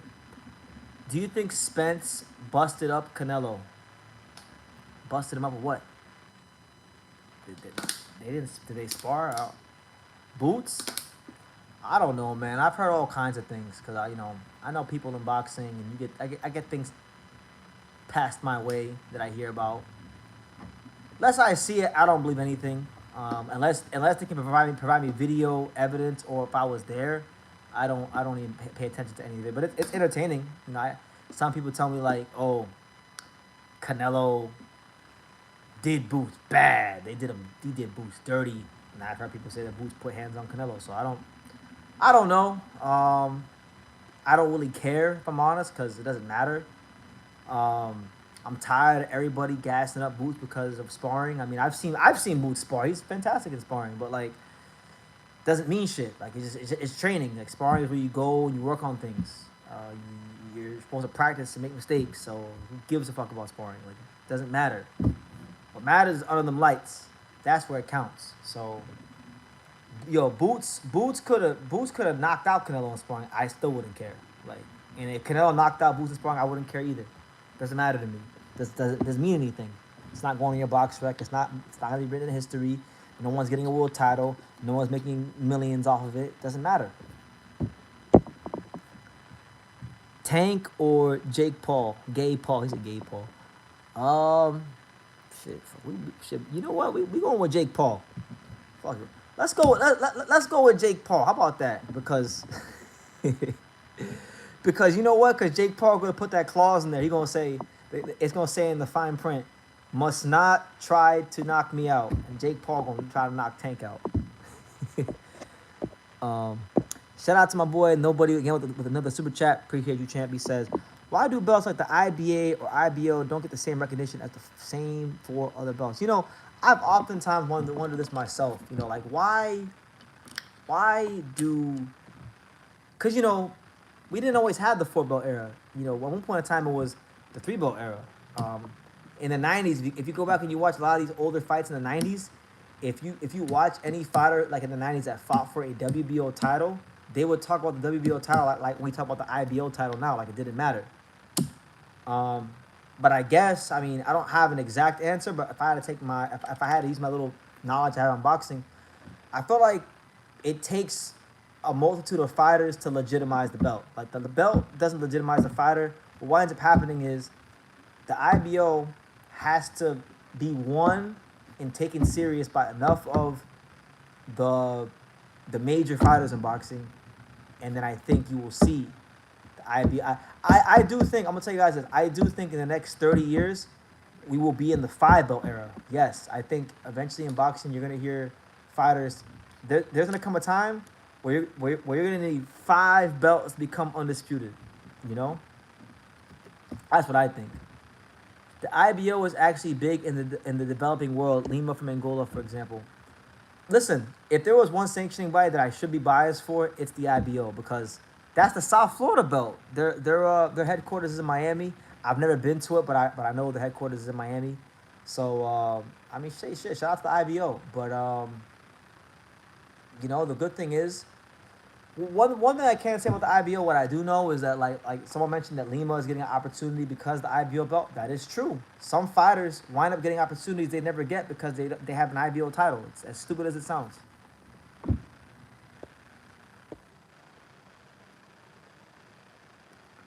Lamont Roach versus Gary Russell Jr. That would be a good fight, a good one, and we need that here in DC. Yeah, I think I don't know. I mean, it'd be fun. I wouldn't say it'd be like, it's not a fight I necessarily want to see, but if you're talking about like regional fights in DC, a fun event, I think the Roach versus Russell would be a lot of fun. I've never been to DC for a fight.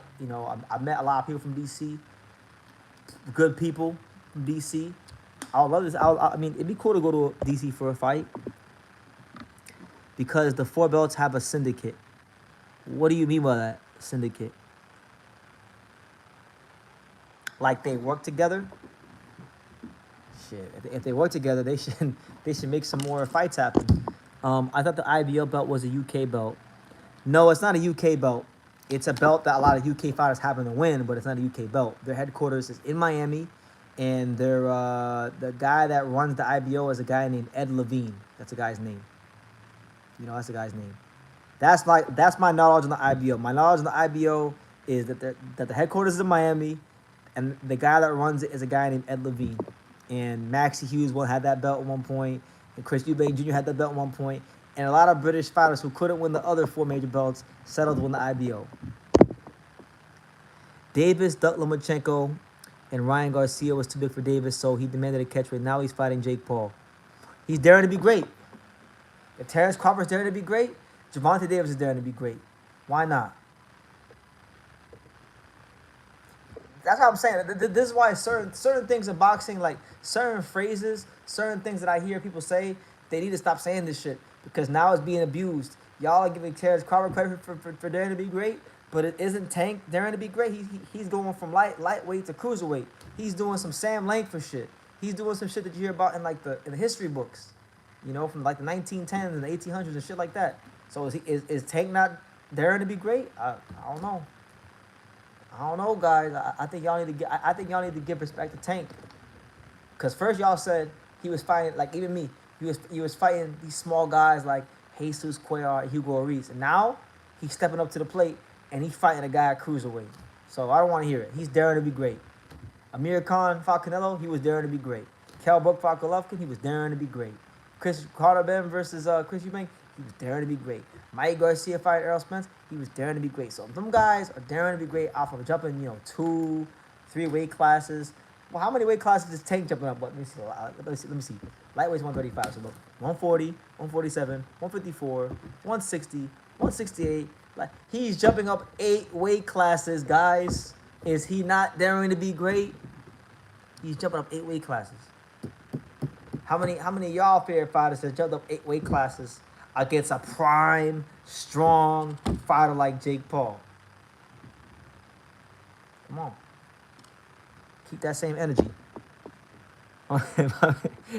My man Joaquin says, Floyd knocked out the Big Show. He did. He knocked his ass out clean. Bang. Brass knuckles. Wait, did he have brass knuckles or was it a punch? He just went bang, knocked out the Big Show. The Floyd knocked out someone that was 500 pounds. Did he not dare to be great? Come on. It never ends. If you prove you could beat a guy at 135, 140, it doesn't stop. So look, if Inoue beats Nakatani and Merjan, I want to see him go to featherweight. If he goes and he beats all the guys at featherweight, I want to see him go till he can't go no more. If he gets all if Inoue gets all the way to light heavyweight and he has to fight Beterbiev or Dave Benavidez, then guess what? That's what it's gotta be. Because you gotta dare to be great in this sport. Gervonta Davis is setting the he's setting the new standard. He's setting the new standard in boxing. Jumping up 8 weight classes. Different. Daring to be great. Do I think Tank's gonna run it back a Roach? He could, but it wouldn't shock me. Really, I'll be honest with you. I think he's gonna retire. A big part of me feels like wants to believe what he said in those interviews with Gilly the Kid and Wallow, when he said that like he wants to get enough money to go on a private island and be away from this shit in boxing. He's gonna get paid handsomely for this fight. He might even get paid handsomely to throw this fight. To be honest with you, it might even wind up being like a humiliation ritual.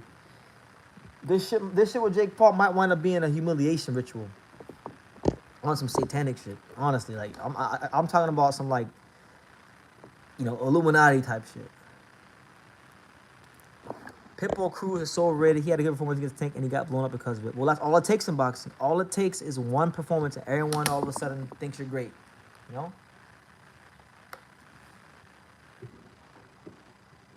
Good for him. Everyone gives Edgar Berlanga a hard time for going on a parade after almost beating, or after going 12 rounds to Canelo. Pitbull Cruz ain't no better. Pitbull Cruz lost and he turned it into like they made it like he won.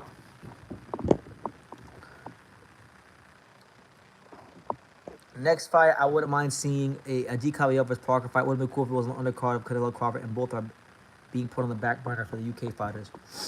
Yeah, I mean, yeah, Joseph Parker and Caballero deserve better. They didn't put in that work, and they should fight each other. But you know, like I said, that's what I'm saying, guys. Y'all keep telling me at least you get in the fights. At least you get in the fights, like with Turkey, right? But like, there's a fight that clearly should happen right now based on each fighter's performance, each fighter standing in the division, and we're not getting it. We're not getting it. Why? For no other reason that because Turkey doesn't want it. Because he's the dictator. He's an authoritarian. So, well, an exhibition fight is the fancy way of saying it's a fixed fight. Well, yeah, that's right. So there you go. So either the fight's going to be a boring-ass sparring session or Jake Paul going to beat the brakes off Tank. I'm telling y'all. How crazy would it be if Tank did all this avoiding of Shakur and Devin and all these guys all these years just to be part of some sort of like Jake Paul satanic Disney humiliation ritual? That shit would be insane. But that's what we live in. Money talks and bullshit walks.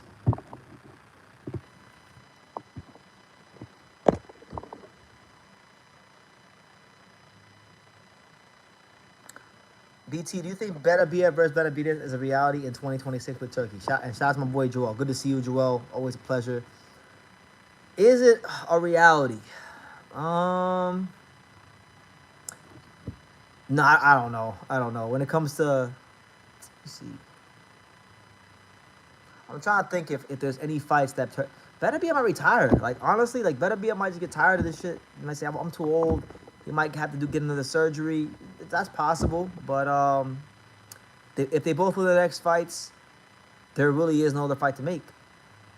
But again, actually there is because you got Bivol, right? Bivol's the champ, so you know they might do Benavidez versus Bivol. But I think the better stylistic match would be Benavidez versus Benavidez. That was the fight I always wanted. Do I think Wilder will fight Ngannou? Why not? Why not? Well, I want to see Wilder fight AJ. If they're both gonna box and they both refuse to retire, then just give me the AJ fight, please. Like, just give me the AJ fight. We don't gotta do all this other stuff. Just give us AJ versus Wilder. You know, retirement fight. Cash him out, so we can have we don't have to ask what if, even if they're not in their primes. We don't gotta ask what if. We can see them in the ring. We can have a good night of boxing. People are gonna tune in. You know, there's a big storyline. You know, that's it. We don't got when it comes to them two, we shouldn't even be talking about nothing else but that. Benavidez versus Canelo. That's the night fight of Canelo. That's the fight of Canelo doesn't fight him. He next week needs to retire. I don't know. Turkey was saying Turkey was talking about some bullshit. Like he said, he want to do Canelo versus Benavidez in 2027. Like that's what I'm saying, guys. Like y'all keep telling me he's the savior of boxing, and I'm gonna tell you right now, if you wait till 2027, that fight's never gonna happen. And truth be told, it may never happen anyway. I just remember Roman Gonzalez's comeback is supposed to be September. I hope he's still on since I don't see it on Box Rec. Yeah, man.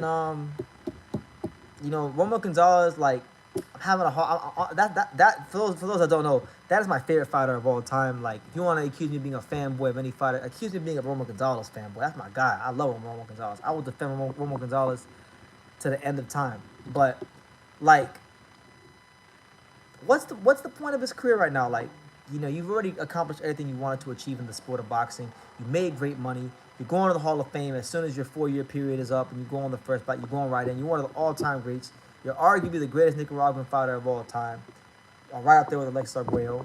You know, what's the point now? To me, he shouldn't be boxing anymore unless he's trying to fight for one last world title at super flyweight, or going up to 118 to become a 5-division champion. Then there should not be no conversation.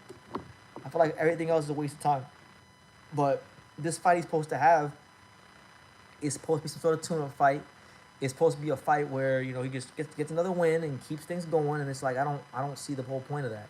I really don't understand it. I don't understand the direction of his career, if he has a direction of his career.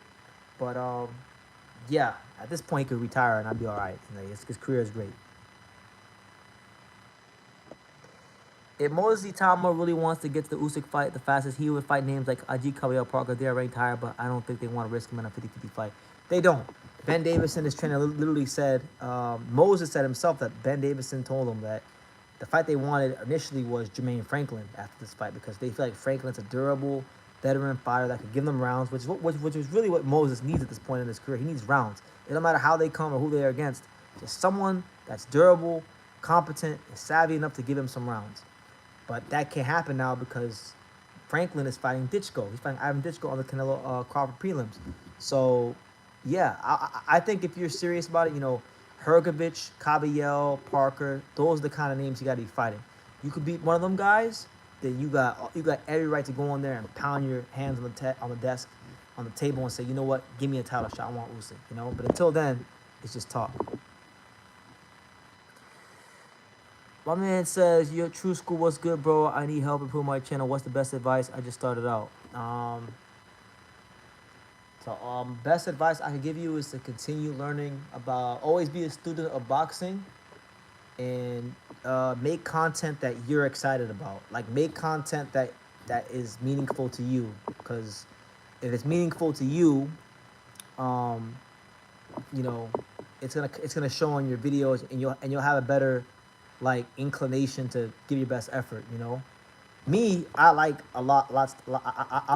I'm really deep into boxing, so I can talk about damn near anything and be excited about it. But not everyone's like that. So find what works for you, and yeah, just get to work, man. It's hard. If I had to start a boxing YouTube channel today, I probably wouldn't do it because it's so. I feel like it's so oversaturated. There's so many channels. Um, you know, I wouldn't even start it now if I had to in 2025. But you know, if it's something you want to do, just commit to it. Like it's no different than anything else. Like if you want something, you commit to it. You know, if you want to be a world champion, you commit to it. You know, that's it really.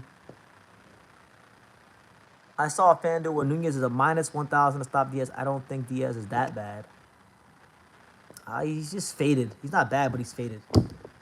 Junto Nakatani, is there any news on who he is fighting next? I've heard rumblings about, what's his name?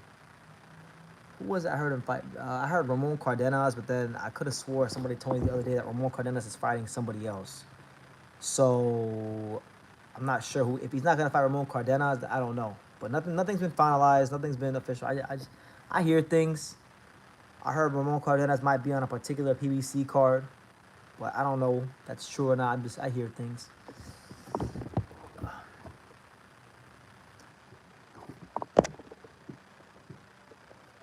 No doubt, bro. Good luck. Good luck with your channel. Nunez said that he wants Navarrete next. Well, good. He should. He should. I mean, that's not to me. You're 130. You're a entertaining, fan-friendly champion, a world champion who's Mexican. Why not fight the other fan-friendly world champion Mexican? That's what he should. That's what he should be doing. He should be calling out Navarrete.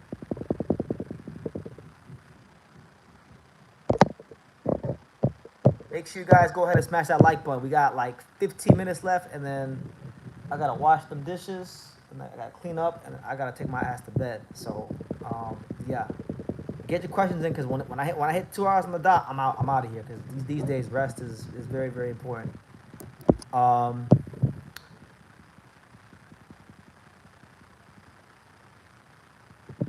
there's a lot of good fights at 130. I wouldn't mind like. If they can't fight each other, if we can't get Navarrete versus Nunez, okay, that's fine. Give me any one of those guys against Zoltan Zarabek, Hayato Tsutsumi, one of those kind of guys. Blood Rush says, I have a question, True School. I'm trying to figure out what boxing glove size to get. I weigh 170. Should I consider getting 18-ounce boxing gloves? Yeah, I feel like 16 to 18 be fine. You know, heavyweights use heavier gloves, so if you're a bigger guy, you're gonna be wearing heavier gloves. But it depends. It also depends still what you're working on, because if you're a heavier guy and you want to work on speed, then you might want to have a pair of 16s and a pair of 10s, and you can wear the 10s when you want to work on throwing like more punches, working on your speed. Because most of the fighters I know, they carry, like 10-ounce gloves or 12-ounce gloves, and then they may carry some eights. They may carry some eights with them or lighter gloves to work on like punch output. I know Angelo does that. I know like Yuka does that. So, yeah. Cigar Zero says, I'll be out. Just letting you know, I've been loving those videos of you showcasing these ranked unknown fighters in different divisions. I love expanding my knowledge of boxing and watching their fights. Yeah, man, it's a lot of fun for me too. All those videos that have been coming out, that was my last cycle. Like I made those videos like 3 weeks ago, so I've had those videos scheduled to come out day after day after day. I gotta start writing down some names and getting ready for the next cycle of prospect / contender reviews.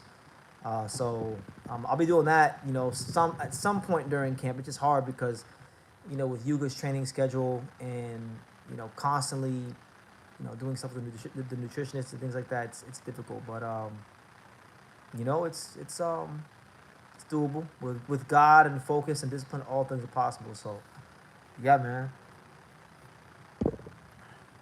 I'm glad you're enjoying them. I mean, those videos don't get a lot of views, but it don't matter because what winds up happening normally is that they don't get a lot of views at first, and then when one of those fighters sign to fight like a notable name here in the States, then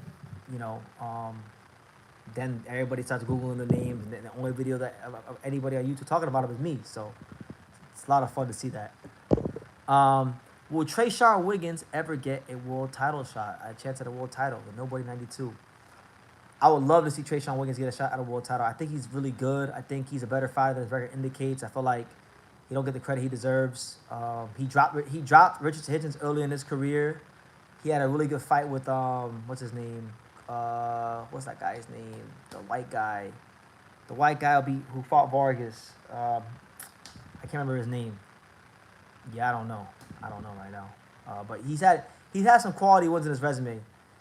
He's had some quality wins in his resume, and I would like to see him, if not get a title shot, at least get a shot against a name on a good platform, because he's a lot better than the record indicated. Like, his career is a good example of a fighter who just had terrible management, like just terrible management. Like, when people say, oh, we want a fighter that fights anybody and everybody, well, that's a guy that fought anybody and everybody. And many times fighters do that, and they fuck up the record, and it hurts the market value, and they got 3 losses, 4 losses, 6 losses, and then fans look at the record and say they ain't shit. So it's funny. It's just funny. It's funny to me when you really study the fight game and how it really, really works, and this stuff, it's really interesting.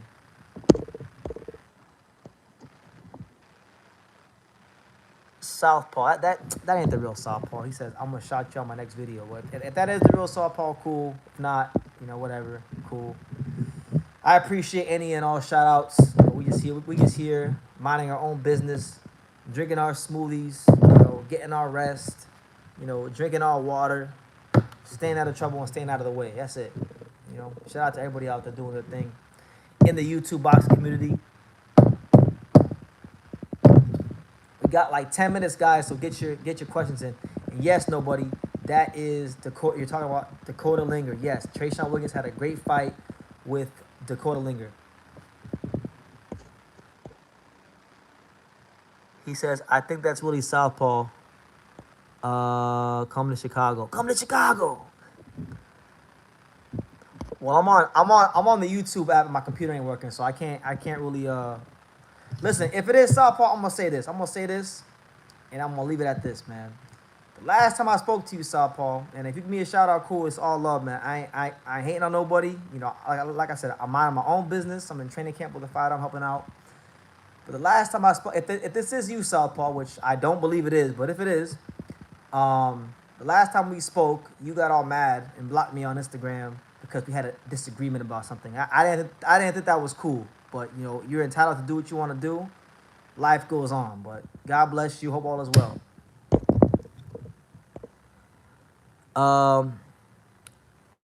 Why are Puerto Ricans cowards? Why is Underdogs Ortiz? Well, first of all, Puerto Ricans are not cowards.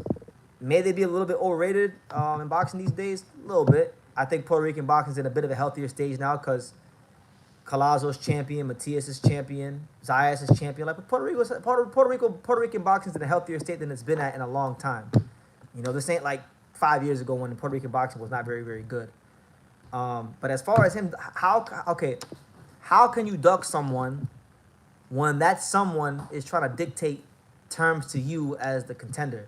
Like, man, listen, man, Virgil Ortiz can't be telling Xander what to do and what fight to take, bro. That's like saying, like, you staying in someone's house, you fucking live in the basement, all right? You live in the basement, like, you got a mini fridge in the fucking basement, and then Virgil in the master bedroom, or Xander's in the master bedroom, he got the world title, and you trying to dictate, you live in the basement, but you trying to dictate the guy that pays all the bills what to do, and that's not how it goes. Virgil Ortiz, big time Xander Zayas. When he did have a title, Xander said yes to fight him. He decided to go fight Mad Jamal thinking it would do something for his career. It ain't do shit for his career. So how can you duck someone when you're not in position to like, he's trying to dictate shit to him as the contender? That's not how it works.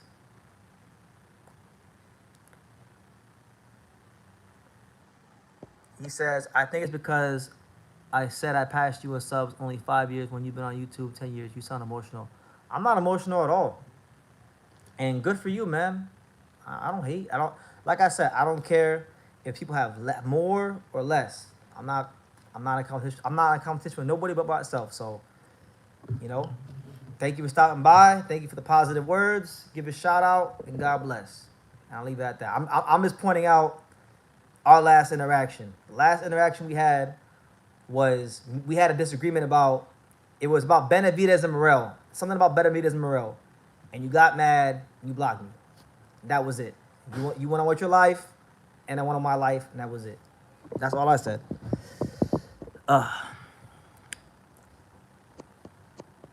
That really is Southpaw's channel. Okay, shout out to Southpaw. Go subscribe to Southpaw. Go get Southpaw to 1 million subscribers. How about that? What are your thoughts on Nicholas Flowers versus Pistol Pete Dobson? Good fight. Good fight. I like Pete Dobson. It's hard to not be biased because I really want to see him win one of these big fights. Man, Pete Dobson, he needs to come in shape, man. His big problem is he don't come in shape for these fights. I'm gonna make Floss the favorite because I feel like he's a bigger puncher. But you know, if the Pete Dobson from 2022 that fought Jose Miguel Borrego shows up, if that guy who was in there boxing and counter punching and throwing punches with volume, that guy can do something in the fight. I think he has a chance, but it's a big if. He says, I don't remember, but okay. Okay. I'm just reminding you, that's all. No big deal, just pointing that out.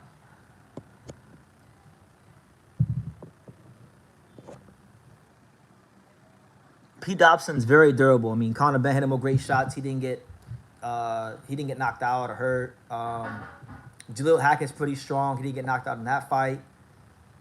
I'd be impressed. You know, this is a chance for Floss. If Floss stops Pete Dobson, and makes a statement, then we could talk about Nicholas Floss now being in the world title picture. You know, talking about maybe him fighting guys like, you know, maybe Rohan Polanco or Brian Norman Jr. or maybe Mario Barrios. I'm not really sure where he's at in the rankings, but based on his highest ranking, wherever he's at, he can now go on to maybe challenge.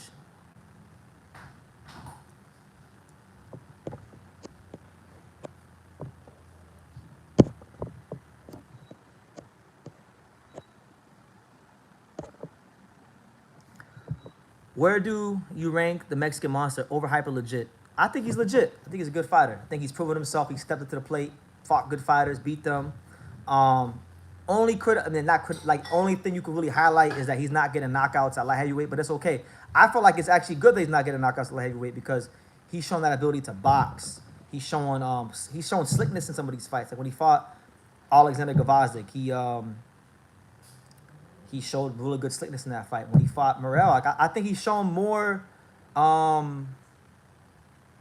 think he's shown more at light heavyweight than he showed even as a 168 pounder. As a 168 pounder, he was big and he was a volume puncher. Here he's showing a lot more than just being a volume puncher. So I think as long as he keeps doing what he's doing, the knockouts will come. Like he throws too many punches.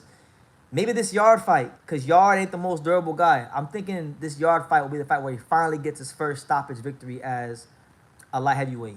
You know, we'll see how it goes. We shall see how it goes. I want him to do it. I would be shocked. Honestly, it would actually mildly shock me if he didn't stop Yard, because Yard is one of the muscle bound dudes. He gets real tired. He's like a 5-round fighter. You know, if you go back and you watch him even when he was young, when he fought Kovalev, he's like a 5-6 round fighter. So Benavidez take him to the deep waters and drown his ass. That's how it should be.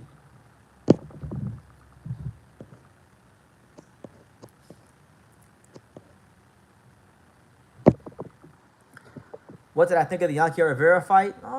Yankee Rivera disappointed me. I feel like Yankee Rivera should have really made a statement with an opponent of that level. I feel like now I got reservations about whether or not he'll fight for a world title or not. So, you know, shout out to Yankee Elba. He needs to do some work. BT, who do you think Shushu should fight next? If I was the commissioner of boxing and if I could pick a fight, because I want to see if Shushu really deserves to fight for a world title. I don't know if he really deserves to fight for a world title. I feel like he's getting the world title consideration because of the fact that he's marketable and Top Rank's invested a lot of money into him.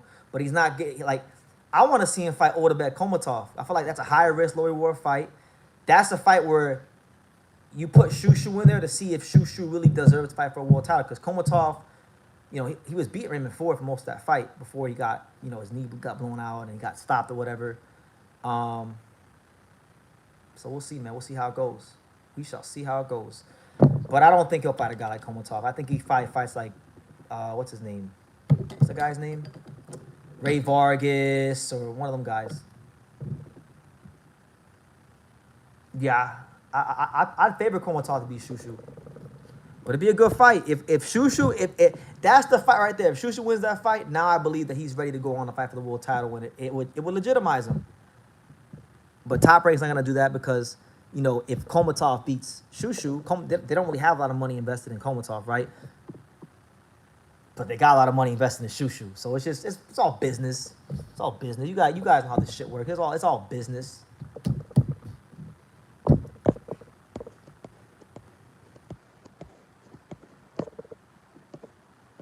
By the way, guys, I want to say this last thing too, because I'm not here to argue. I'm too tired to argue. I'm gonna tell y'all like this, because I know how Southpaw likes to. I know how Southpaw likes to go make videos about other people. If he makes any videos about True School Sports, I will expose him. I will screenshot his message he sent me years ago. He called me his favorite channel. He called me his favorite channel. So if he goes and he makes any videos about True School, I'm gonna screenshot what he told me years ago, and I'm just gonna leave it at that. Cause he's over there in the comments talking crazy, and I'm cool. I'm really cool.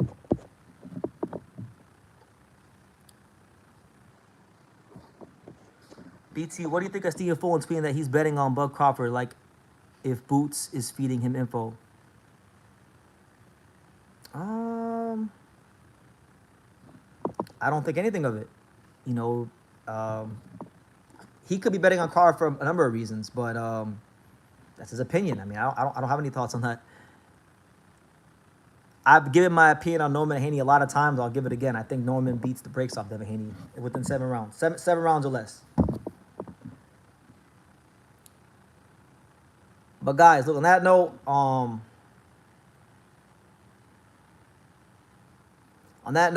gonna wrap it up, and I'm gonna go to sleep because I've had a long day. We're in camp, so we're always on the move and we're always doing stuff and always calling the nutritionist, and you know, it's all for the greater good. Like, as long as Yuga Osaki wins this fight, it's all good. But listen, I can't tell you guys when I'm gonna be live again, so I would like to say tomorrow, but I might just take my day off tomorrow and rest. But if not tomorrow, then Monday. Listen, guys, it has been a pleasure. Thank you guys for all the support, even during this slow-ass month of boxing. Better days ahead, exciting times ahead.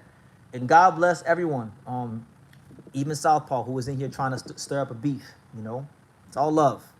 Got too many things going on to hate on anyone or talk down on anyone. We just talking boxing. So, you know, that being said, like I say in every single one of these videos, you could love me or you could hate me, but I'm JustAKidFromDania. So until next time, take care, guys.